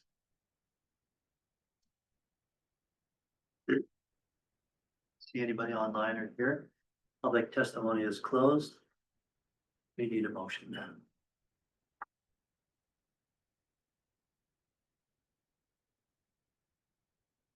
Move to approve letter. The U.S. Secretary of Transportation, Honorable Sean Duffy, from Jackson Fox, the Director, Fast Planning.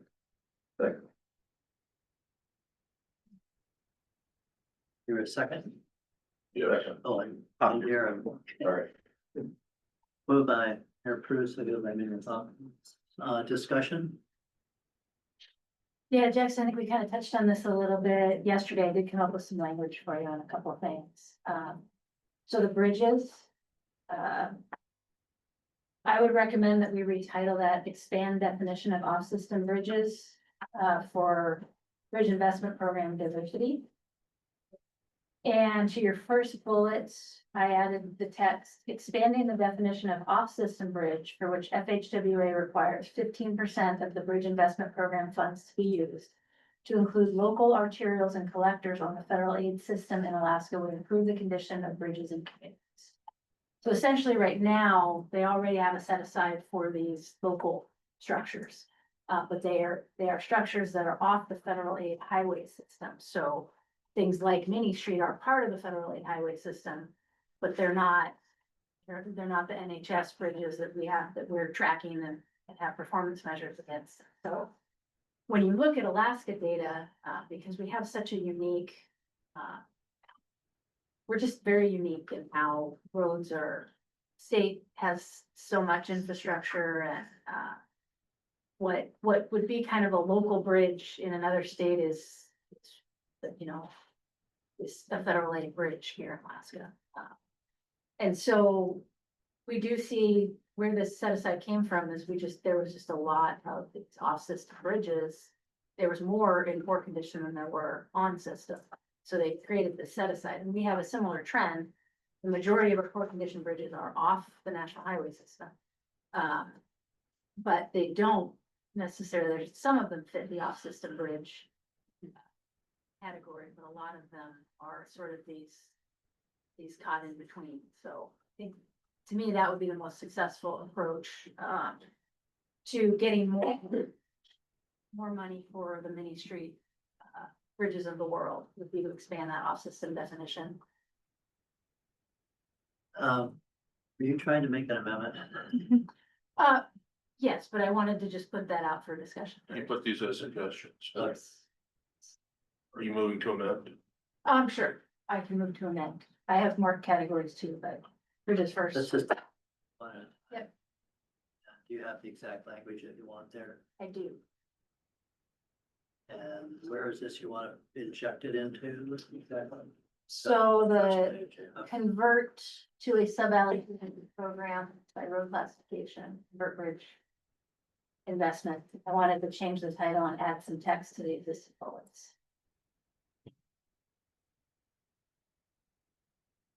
Did y'all hear that? Is there a second for that? Jerry, move it on the screen. Or is that a PDF up there? I can email this. I highlighted my changes.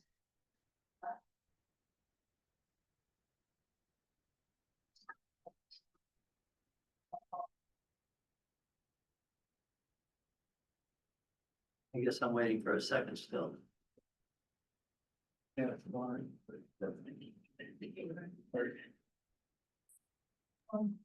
I'll second. It's a little quiet. I heard a call for a second. Good. Thank you, Mr. Owens. Okay, it's moved by Little and seconded by Phillips. Motion is right in front of us. Get that.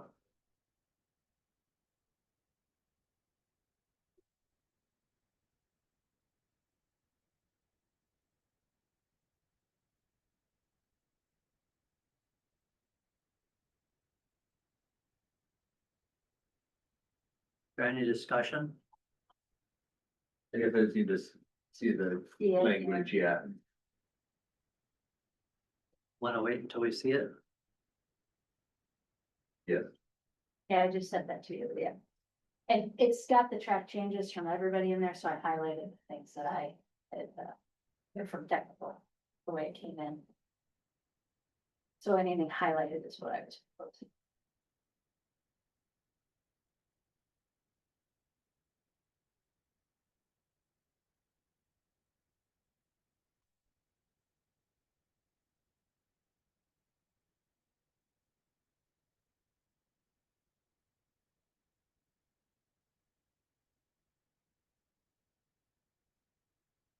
Not quite as fast as the fax machine. It does beat Morse code. Or paper files. Barely.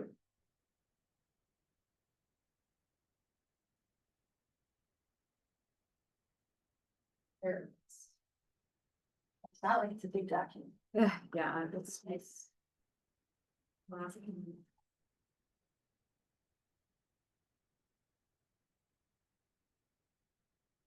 Corey's working on adding names to the resolution. It might be able to catch you before you leave. Yeah. Yeah, doing it in DocuSign would just not have the same touch.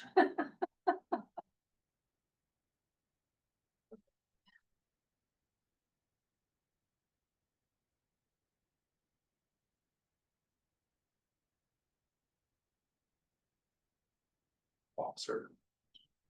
Stuff. Incorporate it. Okay. Yeah, Yes. so you can process it. My dad gave, found it in down shit that. So like 1913, now it's like, okay.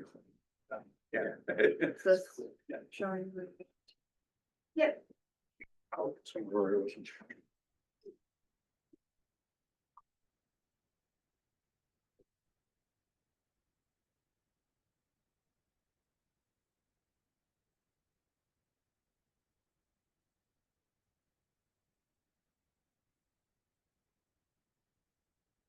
Okay, can you all read that?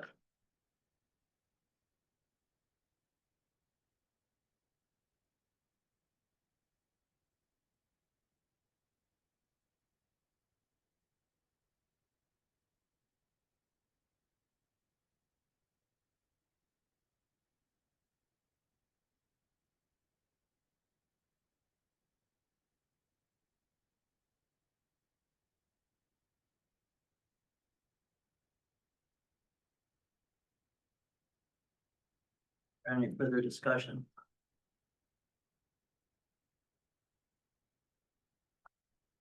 Okay, seeing none, let's go ahead. Oh, sorry. Yeah, I guess I do have some questions here, and I'm looking for a little bit of insight. So like, we're asking for something here, right? And I guess. You know, what comes down to my mind is which are we more likely to get? And I don't. I'd appreciate, you probably would have better insight into that, Jackson. Or, yeah, I think. Laura, maybe you know, folks that have worked with federal highways directly, you know. I'm more interested in getting there, you know, getting these small bridges funded and like which route is gonna get us there. So there's a couple of things here, and Don actually just brought this to my attention here, is that we don't have, local roads, included on that. I don't know what the road classification is for Airway Drive out North Pole for that road service area. Might be a local road. And Alaska has the exemption to be able to use federal highway funding on local roads. We do that commonly, doing it with the fast improvement program. So I think that needs to be added, but just changing the definition of this, that is a good thing. But the 15% is only gonna get you one or two bridges per year, probably based on the amount of funding that 15% set aside is. I guess my focus of this was to get more investment into these lower road classification bridges than what's occurring currently. So in any event, I mean, I think this is a good amendment, but might need to be massaged a little bit. Yeah, from the state's perspective, that off-system set aside can be tricky to meet because a lot of the definition of off-system is not on the federal aid highway system. Well, the bridges that are not on the federal aid highway system often don't have really clear rights of way or ownership or any variety of things that make a project take 10 years instead of 3. And so I think for the state, this would make it much easier and more likely than for us to be able to tackle these bridges that have a more clear path to done. But right now, that set aside doesn't apply. It may apply to some of the roads that Jackson's talking about. We'd have to look into the details on that, but certainly Mini Street it would not apply to. I don't think Noise Fluid would have applied to the Aurora Drive Bridge. This language would not apply to many, your language would not apply to This- Main Street? This would open it up that Mini Street would be eligible for that off-system set aside. As it stands today, Main Street is not eligible for the off-system set aside, so it has to compete for the remaining 75% with all of the other DOT priorities. That was the problem that Jackson, and this entire board is trying to address. And both your language and Jackson's language was just Mini Street, for example, so it's maybe not Airway Drive. Would local arts and arterials be road service areas? Likely not. Arterial and collector classifications, that's a functional classification. We're going through that now, all roads in Alaska. What's an example of a local arterial? And the choice of the word local may not be, that was just intended to say, you know, How about an area community. part to it? Yeah, you could drop the word local altogether, just include arterials and collectors on the federal aid system, basically non-NHS. I guess was sort of where my brain was going with this, but I didn't want to open it so far that Alaska highway system. I need to see it. Because there is the Alaska highway system, so, like the Richardson Highway south of Delta is an NHS, but it's AHS, and we don't want those bridges now in that 50% set aside either. That's not productive. And DOT is all for greater investment in bridges. There's additional ways we want to say, just increase the money spent on bridges. And then the collectors of the federal aid to include bridges on arterials and collectors on the federal aid system in Alaska. If we wanted to use, if FAF wanted to use some federal dollars, like, how do I phrase this? We have a lot of, service areas in the fast area, some service areas in the fast planning area. And city roads, things like that. Are those included in the federal aid system, or is the federal aid system some other definition? Finally, I guess what does the federal aid system refer to? I believe that would be anything that's not the local road network, but Brett, do you know off the top of your head how that federal aid system is defined? For highways, what the definition of federal aid highway system is. Oh. But we do have the ability, like, Jackson was saying, we are unique in that we can spend federal money on what are classified as local roads, so your road surface area roads. Other states do not have that flexibility.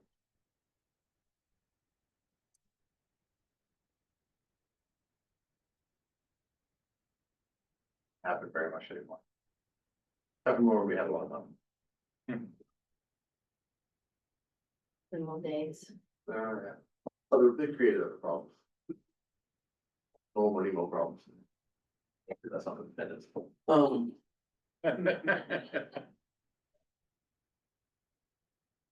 Yeah, you're right, though, Greg. I think we do probably want to pull arterials off there. We're really talking about adding collectors to the definition. I think that's the gap that you guys are experiencing. It's that collector definition. What's the definition of collector? It's just a function of the volume and how a road serves an area, like College Road is a major collector. So it collects a lot of local traffic, includes it into the arterial network. And the arterial, you know, that's the University Avenues, Pegger Roads. Yeah. So it's just defining how that road is supposed to function. I guess it's also like, I'd be interested in finding a way to, like Scott said, is. What are we most likely to get, but how do we also make sure that money gets all the way down to federal dollars that fast planning could allocate to the smallest area? Might be outside of. The cities, Main Street to me is a pretty major road. The bridges on road service areas around the Badger area that need funding that would not be in any of these. And those may be eligible for the off system. We Right, have to go look at our lists. yeah, I think we should make sure we word it so that that's included in there, and I don't know how to do that, but I think that'd be important. And my motivation for this amendment was simply to give something really easy and actionable that might open that eligibility, you know, I think, I didn't really change much of what Jackson wrote, because really what we're point is, we need to be investing more in these lower class division roads. So, this was just intended to be an actionable step. This is a way to do that with a very simple regulatory change.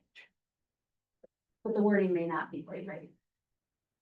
Without knowing exactly what's included in the federal aid system, I'd like to have that stricken as well, if we're going to amend the highlighted changes.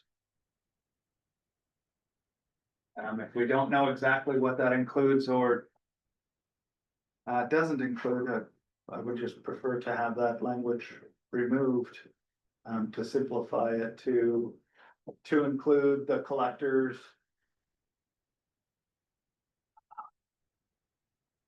So that was added because the definition of off system is not on the federal system. That is the definition of off system. So I was trying to say, in addition to all the things that were currently eligible, which is everything that's not on the federal system, please include these lower classification roads that are.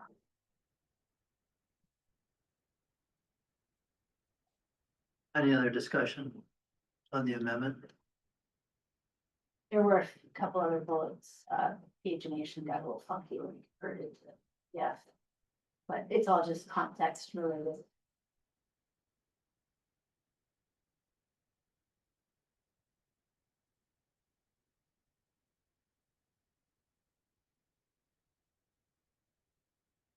Do we wanna go through these one at a time? Sure. Well, in front of us right now, what I thought was the first page, was it not, or am I incorrect on that one? Yeah, this is what's been, I was trying to capture everything under that topic, but. So, So I'd like to take this separate from the next page, You'd like to handle this one first? yeah. Okay, can I move to amend? To strike arterials? With the one, strike arterials, I remember local too. okay, I was gonna say local, before you do that, just strike arterials. And say replace it with roads. And collectors and strike. On the federal aid. System, so it's just to include local roads and collectors in Alaska to improve the condition of bridges and communities. Second. Lauren, if that's acceptable to you in the Yeah. first, can you include that in your original one? We won't have to deal with two amendments then. Yes, Okay, Mr. Olds, are you amenable to that? Yes. So we're just gonna make it a part of the original motion here. Are you following that, Deborah? I sort of, okay. That is the amended language, yes. Jackson, So Main Street is a minor arterial. Is this hamstringing us? Is it really? Yes. But how about, we just go to include local roads, comma, arterials, comma, and collectors? Would that work, Jackson, for Main Street? Yeah, that's not the right order. You do local collector then arterial, but as far as order of magnitude. Everyone else is for Jackson's main grammatical. And you're, Traffic policy wonk edits. Oh, now we're doing strike throughs. yeah, the way this is written, this covers Airway, O'Connor and Minnie. Now it covers those. That's what I'm trying to get at. Every community has their own issues, but my very next bullet speaks to locally owned bridges, of which two of the three are locally owned bridges. Okay, I just want to make sure these locally owned bridges are eligible for this funding and to potentially have a dedicated funding source. I think Olivia maybe went a little too far, because we do want to keep local roads. 'Cause that is still a different classification below collectors. Isn't a collector a road though? I mean, Yeah, local it's collector. sort of arterial like, roads. you know, all thumbs are fingers, but not all fingers are thumbs. So there's a local road classification that feeds a collector, that feeds an arterial.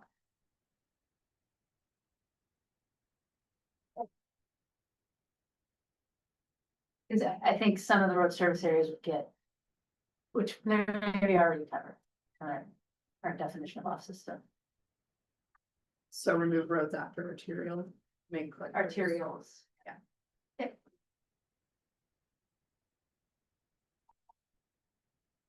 Mr. Olds, are you seeing all this?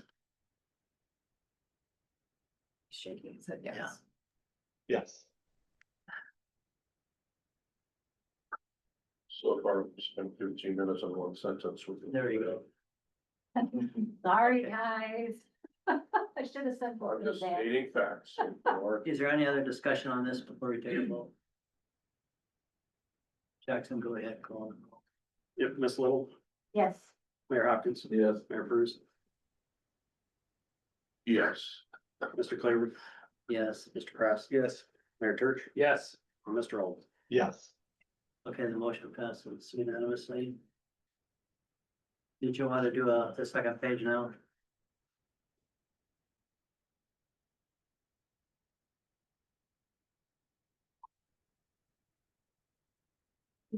Yeah, we were just some clarification, some additional context tying to the new theme.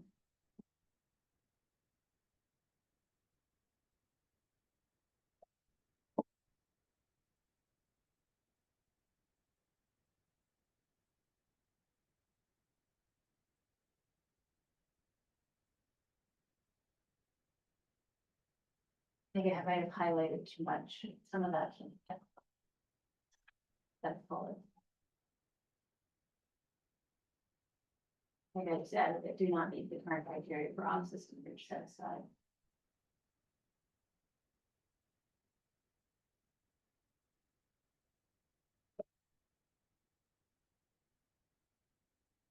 Move to, I move to accept the amendment. I'll second that.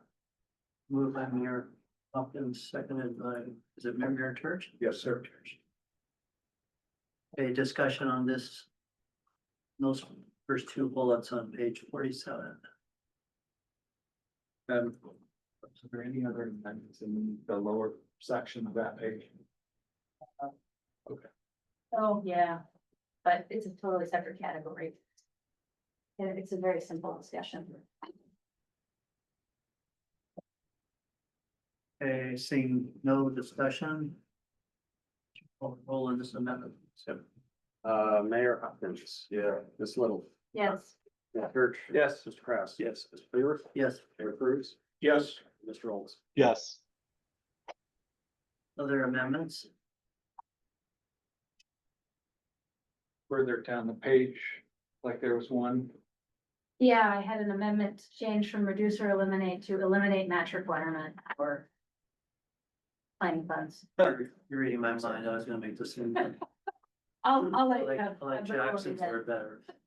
Involved in my meld or something, or We got a productive I was gonna pre-policy. do the same thing. All right, it was moved by Ms. Little, who seconded it? I guess I moved. And that would be actually in two spots there. Yes. You have to scroll down just a little bit to see Heather. Yeah, I guess it's bleeding over the next page over. Yep. Yeah, there you go. Okay. Any discussion on that? If I may ask, the technical committee asked that it be left in to reduce, correct? Correct.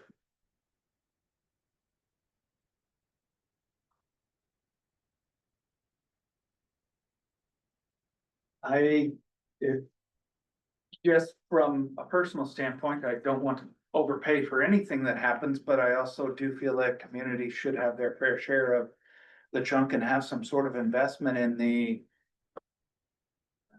updates and approvals that they receive, through a small match or otherwise.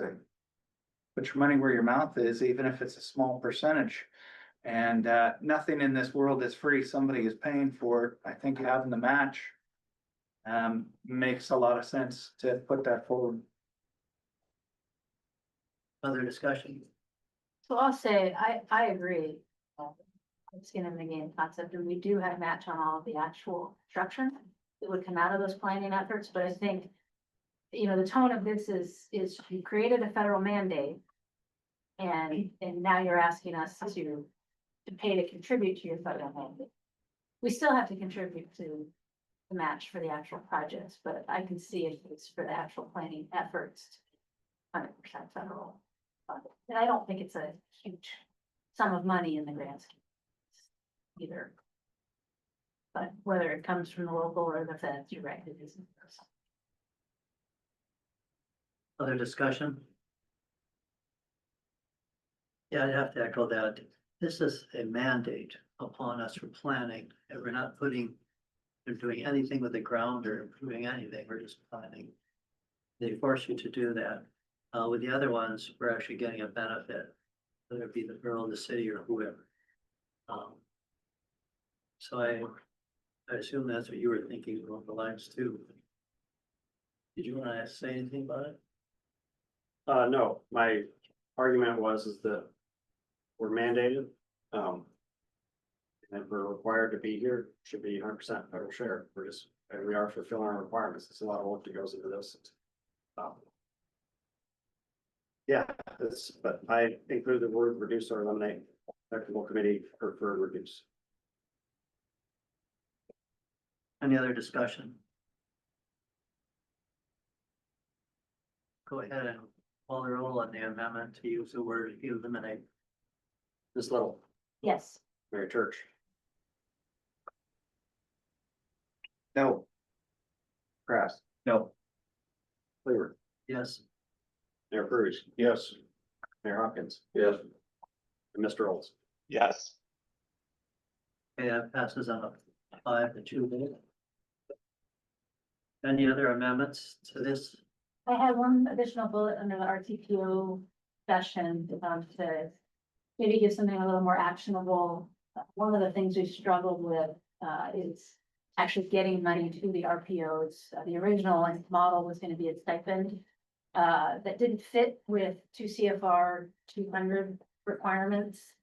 And so we kind of been back and forth and we finally just have a workable plan, but another strategy would be these pooled fund projects, would allow, it's basically just the same thing, but we call it something different so that we're allowed to do something like a stipend model, say, here's $100,000 for your planning efforts. This was the planning team's suggestion to add on to this discussion on our TPOs, so this was my proposed amendment. Sold to it, but it was a suggestion based on some experience we had the feds and how we actually fund.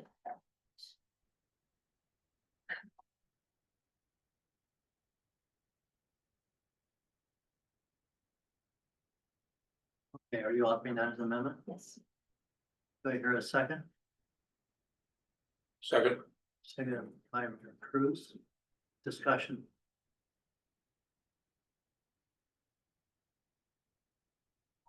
If I may, because I'm so new to the group, could you explain to me how that language that you just put in may affect us in our planning organization in the future? So you guys are, in addition to being an MPO, Fast Planning has taken on regional planning authorities outside of the actual urbanized boundary, but within the borough. Jackson can probably speak a little bit more on the details of that, but functionally you are both. Just the RPO side hasn't really gotten off the ground because of the funding issues. so Mayor Cruz. I guess I have to ask the question to Jackson, is this something you want to see included in the letter? It is your letter, your signature. I don't have any objection to this language. I mean, I think that this option is already available to DOT to do. They just set up an RPO program and STIP, and they can throw, if it wasn't planning funds to their annual work program, they can throw STP funds into it. But I like the option of having the state DOT can either pool money like this, or they can go through the subrecipient route. This provides both paths forward. So I don't have any objection to this being included. So, Thank you, Jackson. Mayor Hopkins. State DOT is currently not allowed to do this? It's just the structure, my understanding is the structure of how the agreements are set up with the individual RPOs. And I don't know the details. I had the planning team who's been doing these negotiations with Federal Highways to propose something, but I just know that the subrecipient part of it means we have to pay actuals. Can't just say, here's $100,000. What's your deliverables? It's a different contracting mechanism that may be more burdensome, probably less so for a fast, but some of our other MPOs that were not, or some of our RPOs that didn't have that MPO structure behind them to begin with, would have a really hard time having the financial accounting systems in place to do a, here's our actuals. Indirect cost rates play into it. It's, again, this was just a suggestion from planning. I don't know if it adds anything to you guys' situation or not. Besides the RTPO that FAST is in, what are the other ones? Oh, 36 states, what are the other ones in Alaska that have been established? Copper Valley, the Southeast Conference is getting close or just now coming online. There's another one. Northwest Borough. Hey, I'm going to interject something here. We're coming up against the 2 o'clock hour and we need a motion to extend. Is that what you need from us? Do I get a motion to extend to 2:15? Sorry, I'd like to make a motion to extend to 2:15. Pardon my language. Second. If we can, if we can do that in the middle of a, Second by Mr. Cruz. Any objection to that? Seeing I was none. gonna vote against Passes it. unanimously. I'm sorry. on a hot day. Get back to this No, now. Nope, I'm good. You're good. Any other discussion on this? Okay, seeing none, Jackson, would you call the roll on this amendment, please? yes, Ms. Little, No, Mayor Church, Wow, hot seat. yeah.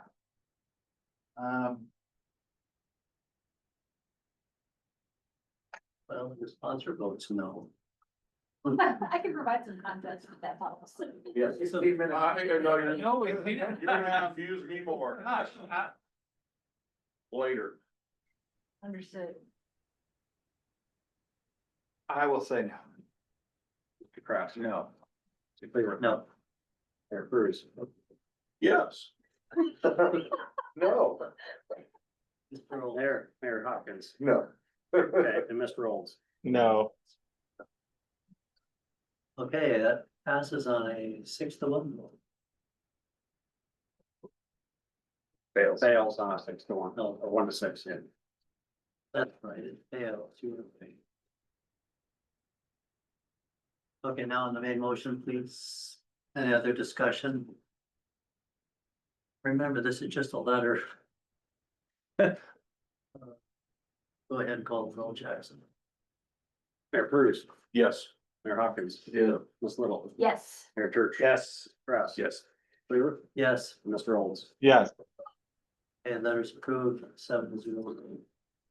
That brings us to item 8C. Draft office budget. Can I just say a few words before going Jackson here on this? So the protocol usually on this is he's giving us, as you will see, the budget for the coming year. I have asked you, I think you all got a copy of the balance sheet, printed out, thank you. Several people in there. Oh, you're passing it out. And I had requested yesterday also that you all see our source of funding for this department. I think it's important for you all to see that. And that is not available at the moment. You'll get that in the packet, or maybe you guys send it out to us prior to that somehow, like email, whatever. And so you'll have all the information I hope you need for the next meeting. Normally, the protocol is we will put this on the floor today, and you can make amendments today if you desire, or you can just ask questions, and we will postpone this to the next meeting. As Jackson said, at that time, we have an executive session to meet with him and discuss salaries, wages, that sort of thing. And then we can come back out of executive session and vote on the budget as a whole, or make your amendments at that time, if that protocol is acceptable to all of them. That's what I hope from. Jackson, go ahead. Okay, and I'll kind of work through this quickly, and then, yeah, allow opportunity for questions. So begin on page 50. This is an overview page of each of our budget accounts. In blue, you'll see the approved budget for federal fiscal year 2025. Yeah, no worries. Yeah, page 50 there. So you see the approved budget for federal fiscal year 2025 in blue. And then, to your left there, you'll see the proposed budget across these accounts in 2026, and then the percent change. There is some notes here for the reason for increases to these accounts, but of course, in the pages following, you'll see more granular detail and further discussion there. And I'll work through each one of these accounts. So starting with personnel on the next page, page 51. As I go through each one of these accounts, the numbers in red have changed from federal fiscal year 25 to 26. So underneath personnel, you'll see employee wage increases for the 2.15% COLA. This is in our personnel policy that each year we get a base raise that's based on the Urban Alaska CPI, based on the average of the last half of the previous year or the first half of the current year.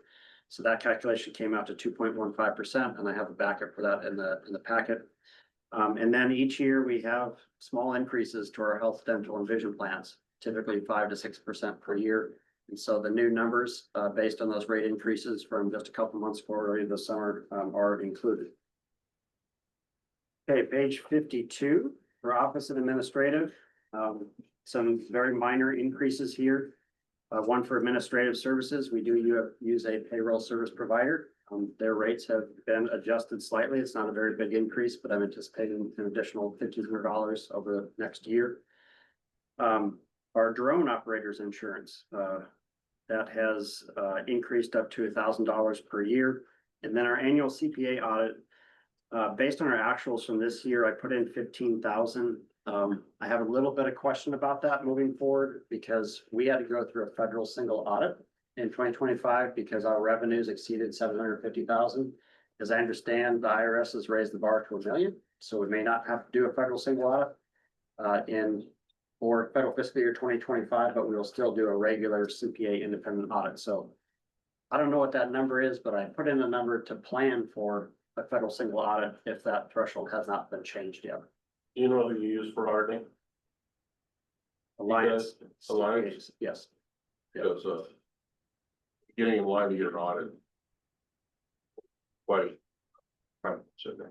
we have a contract with them that's a 3-year term that we renew. So every 3 years we put that out for RFP, but yeah.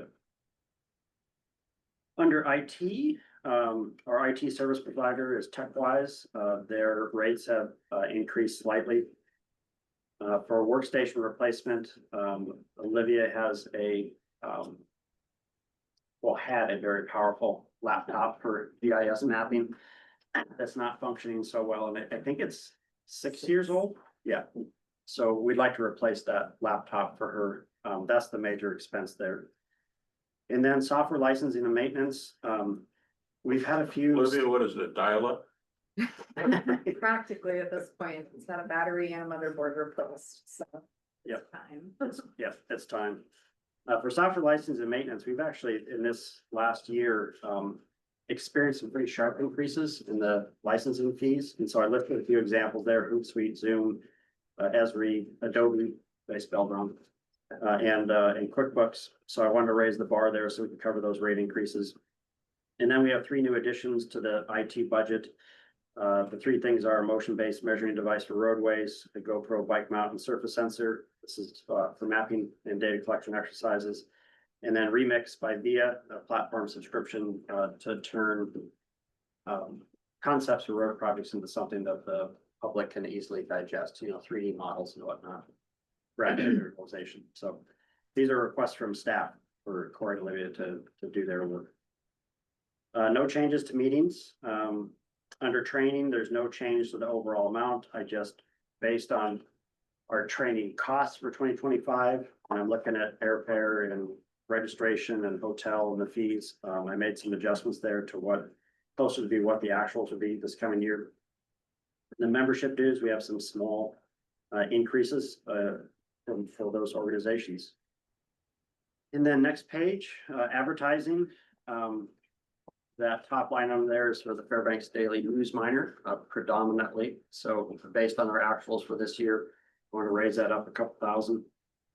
And then supplies, we did in last year's budget purchase a plotter for the office so that we can print large poster boards. And we are now purchasing paper rolls for that plotter. So we want to increase the paper budget by 500. And then our bike map printing cost has generally increased year to year. This year was a little bit bigger increase than in previous years, but we're printing 7,000 maps a year now instead of 3,500. And we are raising funding through bike friendly business sponsors for the cost of that. So this year we raised $4,000 to help cut this down. So anyways, but I want to throw it in there because we don't know year to year what our sponsorship may be. And then literature and publications, as you can see over in this bookshelf behind you, we do have a library established. For literature and publications, some of these books we have multiple copies of, which get checked out by technical committee members and RAC members. They're on loan for a couple weeks or a month and then return. So just some more funding there. I believe we've also given some to the library. Yes, so. Okay, and then the next page, page 54, these are kind of the 2 biggest budget increases that we're requesting this year. In red there, the first one of which is a community grant program. You're going to there we go. So the community grant program, we have this idea that we'd like to set up a program similar to Golden Valley Good Sense, where we give out small grants to other nonprofits or schools, in the community for small transportation related projects. I mean, it might be a school approaching us to say, hey, we'd like to purchase 100 bike helmets to give out to students, or safety vests, or maybe it's something that actually gets installed in the ground someplace. Or might be the city of Fairbanks wanting input on a new boat. A new boat. We just bought one. Oh. So, in any event, this is an idea we've had in our minds for the last, I think, year or more. Anyways, we'd like to proceed with that. We would establish an application process, potentially a match requirement, a maintenance agreement. Again, these are very small grants. We'd open it up. I mean, any and every idea is welcome, but it does have to be in line with our nonprofit mission. But we have been building our undesignated fund account. You'll see that on our balance sheet. We have, in the last 7 years, we've built up a reserve of $273,000 in undesignated funds. So that's what, that we would just use 20,000 out of that to kind of distribute some of this nonprofit money back to the community. And then the other big ticket there is, we have been operating for 7 years without a vehicle for personnel. Currently, what we do is, staff use our personal vehicles for work purposes, and we have commercial auto insurance. And that commercial auto insurance is $5,000 per year for that policy for all 4 staff members. So we'd like to get I think our idea is a small cargo style van, especially for our bike valet events. There's just a lot of public open house events, things like that. We're hauling stuff all around town to do, so it reduces wear and tear in our vehicles. And anyways, we threw in a placeholder for that. The idea would be is that if we had a fast lane vehicle, it would be parked in the parking garage in downtown, so easy to walk to and from, and then bring it over here if we need to use it. But it wouldn't go home with anybody, it would just stay in the parking garage downtown. We also have an additional space out here in Eustis parking lot to park it if we're kind of using it on a daily basis, so.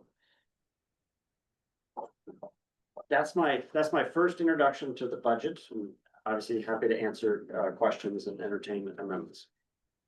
Do we pay you? Sorry, Got 3 minutes. just on real quick, do we pay you mileage, the staff mileage when you use your cars? Okay, that's good. Yes, but we rarely ever charge for it. Yeah. Yeah, I mean, it's more work than it's worth. The administrative overhead of. Yep. Yeah. I don't mind the questions, but if we do have them, we need to extend the meeting.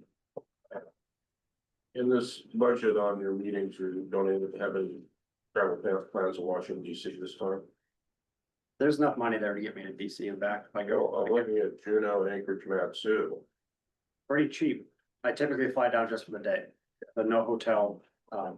And Because it sounds like Washington DC may be very important for us. yeah, no, I anticipate another trip this year. This particular trip to Washington DC, because Congress is in recess, extremely cheap. $1,000 round trip ticket, $200 a night for any hotel you want to stay in down there. It was just off season. It was in any event, I'm comfortable with leaving that as is, and if I need to increase the budget, we come back to the board. Yeah. I hear a motion to continue this meeting until we're done. I move to extend the meeting to until we're done. You're a second. I'll second that. It got me in trouble last time, though. I want a roll call vote. I'm living in trouble today, so.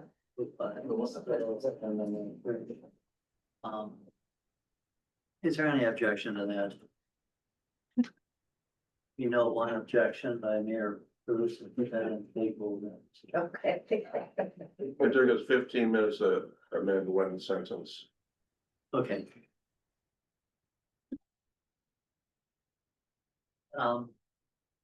This is an action item. If there's no more discussion, I'm going out to public testimony. Is there anyone wishing to testify on this item? Seeing nobody, you need a motion. Mayor Church. Can I get may I make a motion to postpone, any further action on this to our next meeting? Second. Moved by Mayor Church, seconded by Ms. Little, postponed to the next meeting. Any discussion on postponement? Seeing none, Chuck, would you call for? Yes, Mayor Church, Yes. Mr. Kraft. Yes. Mr. Cleaver, Yes. Mayor Bruce, Yes. Mr. Hopkins, Ms. Little, Yes. and Mr. Olds. Yes.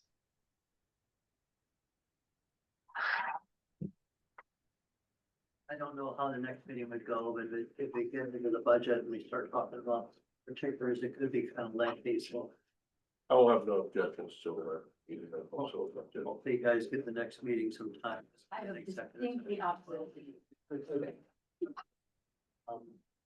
Item number 9, offsets obligations. Yeah, beginning on page 57 as our updated obligation report as of August 15th. There's just a few outstanding obligations. One is for Cowell Street. This is the design phase or phase 2 of Cowell Street from Airport Way up to the river. I believe that obligation has been turned in. I don't see any reason why that wouldn't be done.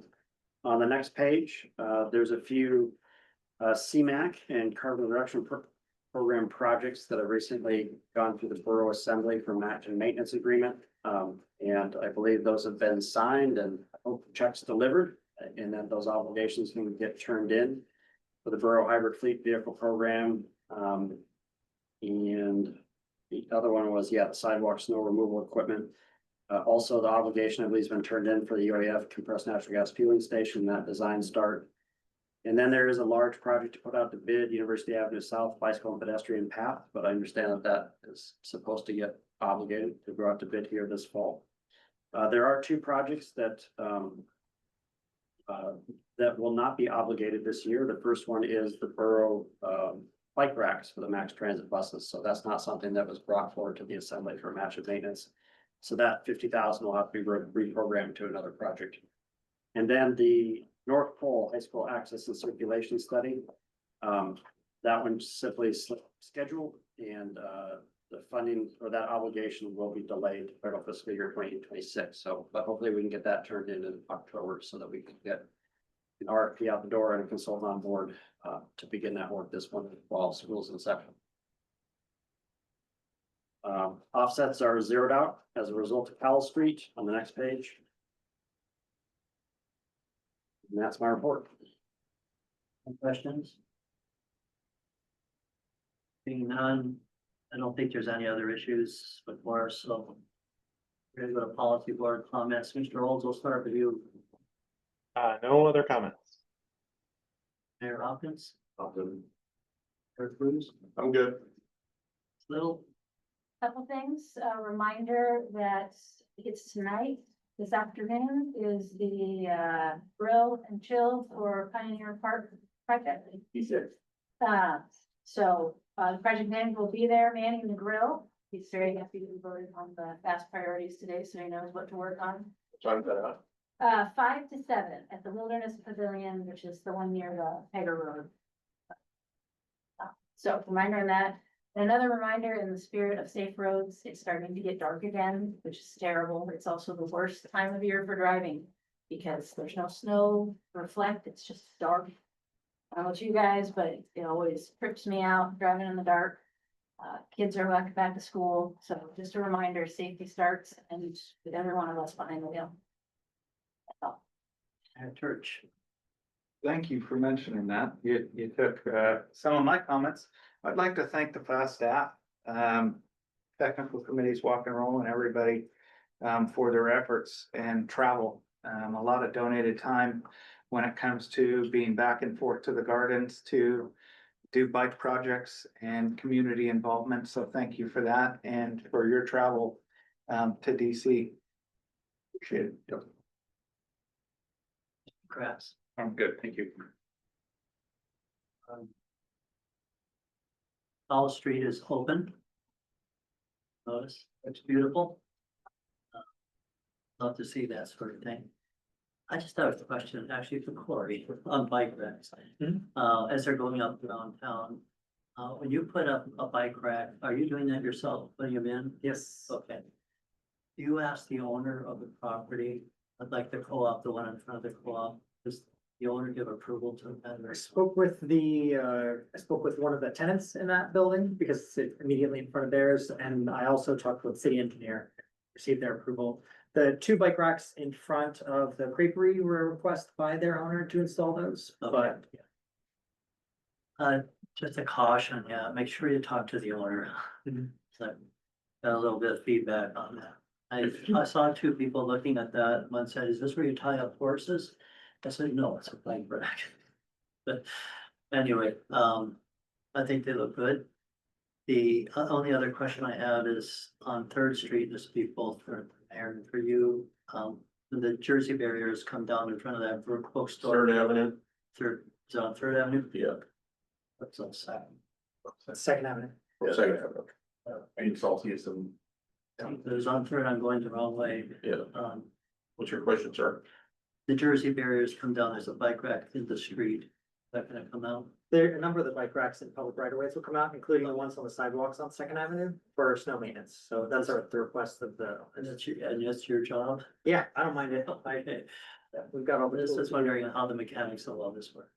Okay, thank you all. Anything else? Is there a motion to adjourn? Motion to adjourn. Second. Moved by Mayor Buckner, seconded by Mr. Perch. Any objection? Thank you. I didn't hear any. Around this, around 8 minutes. If you go on for a sign, can you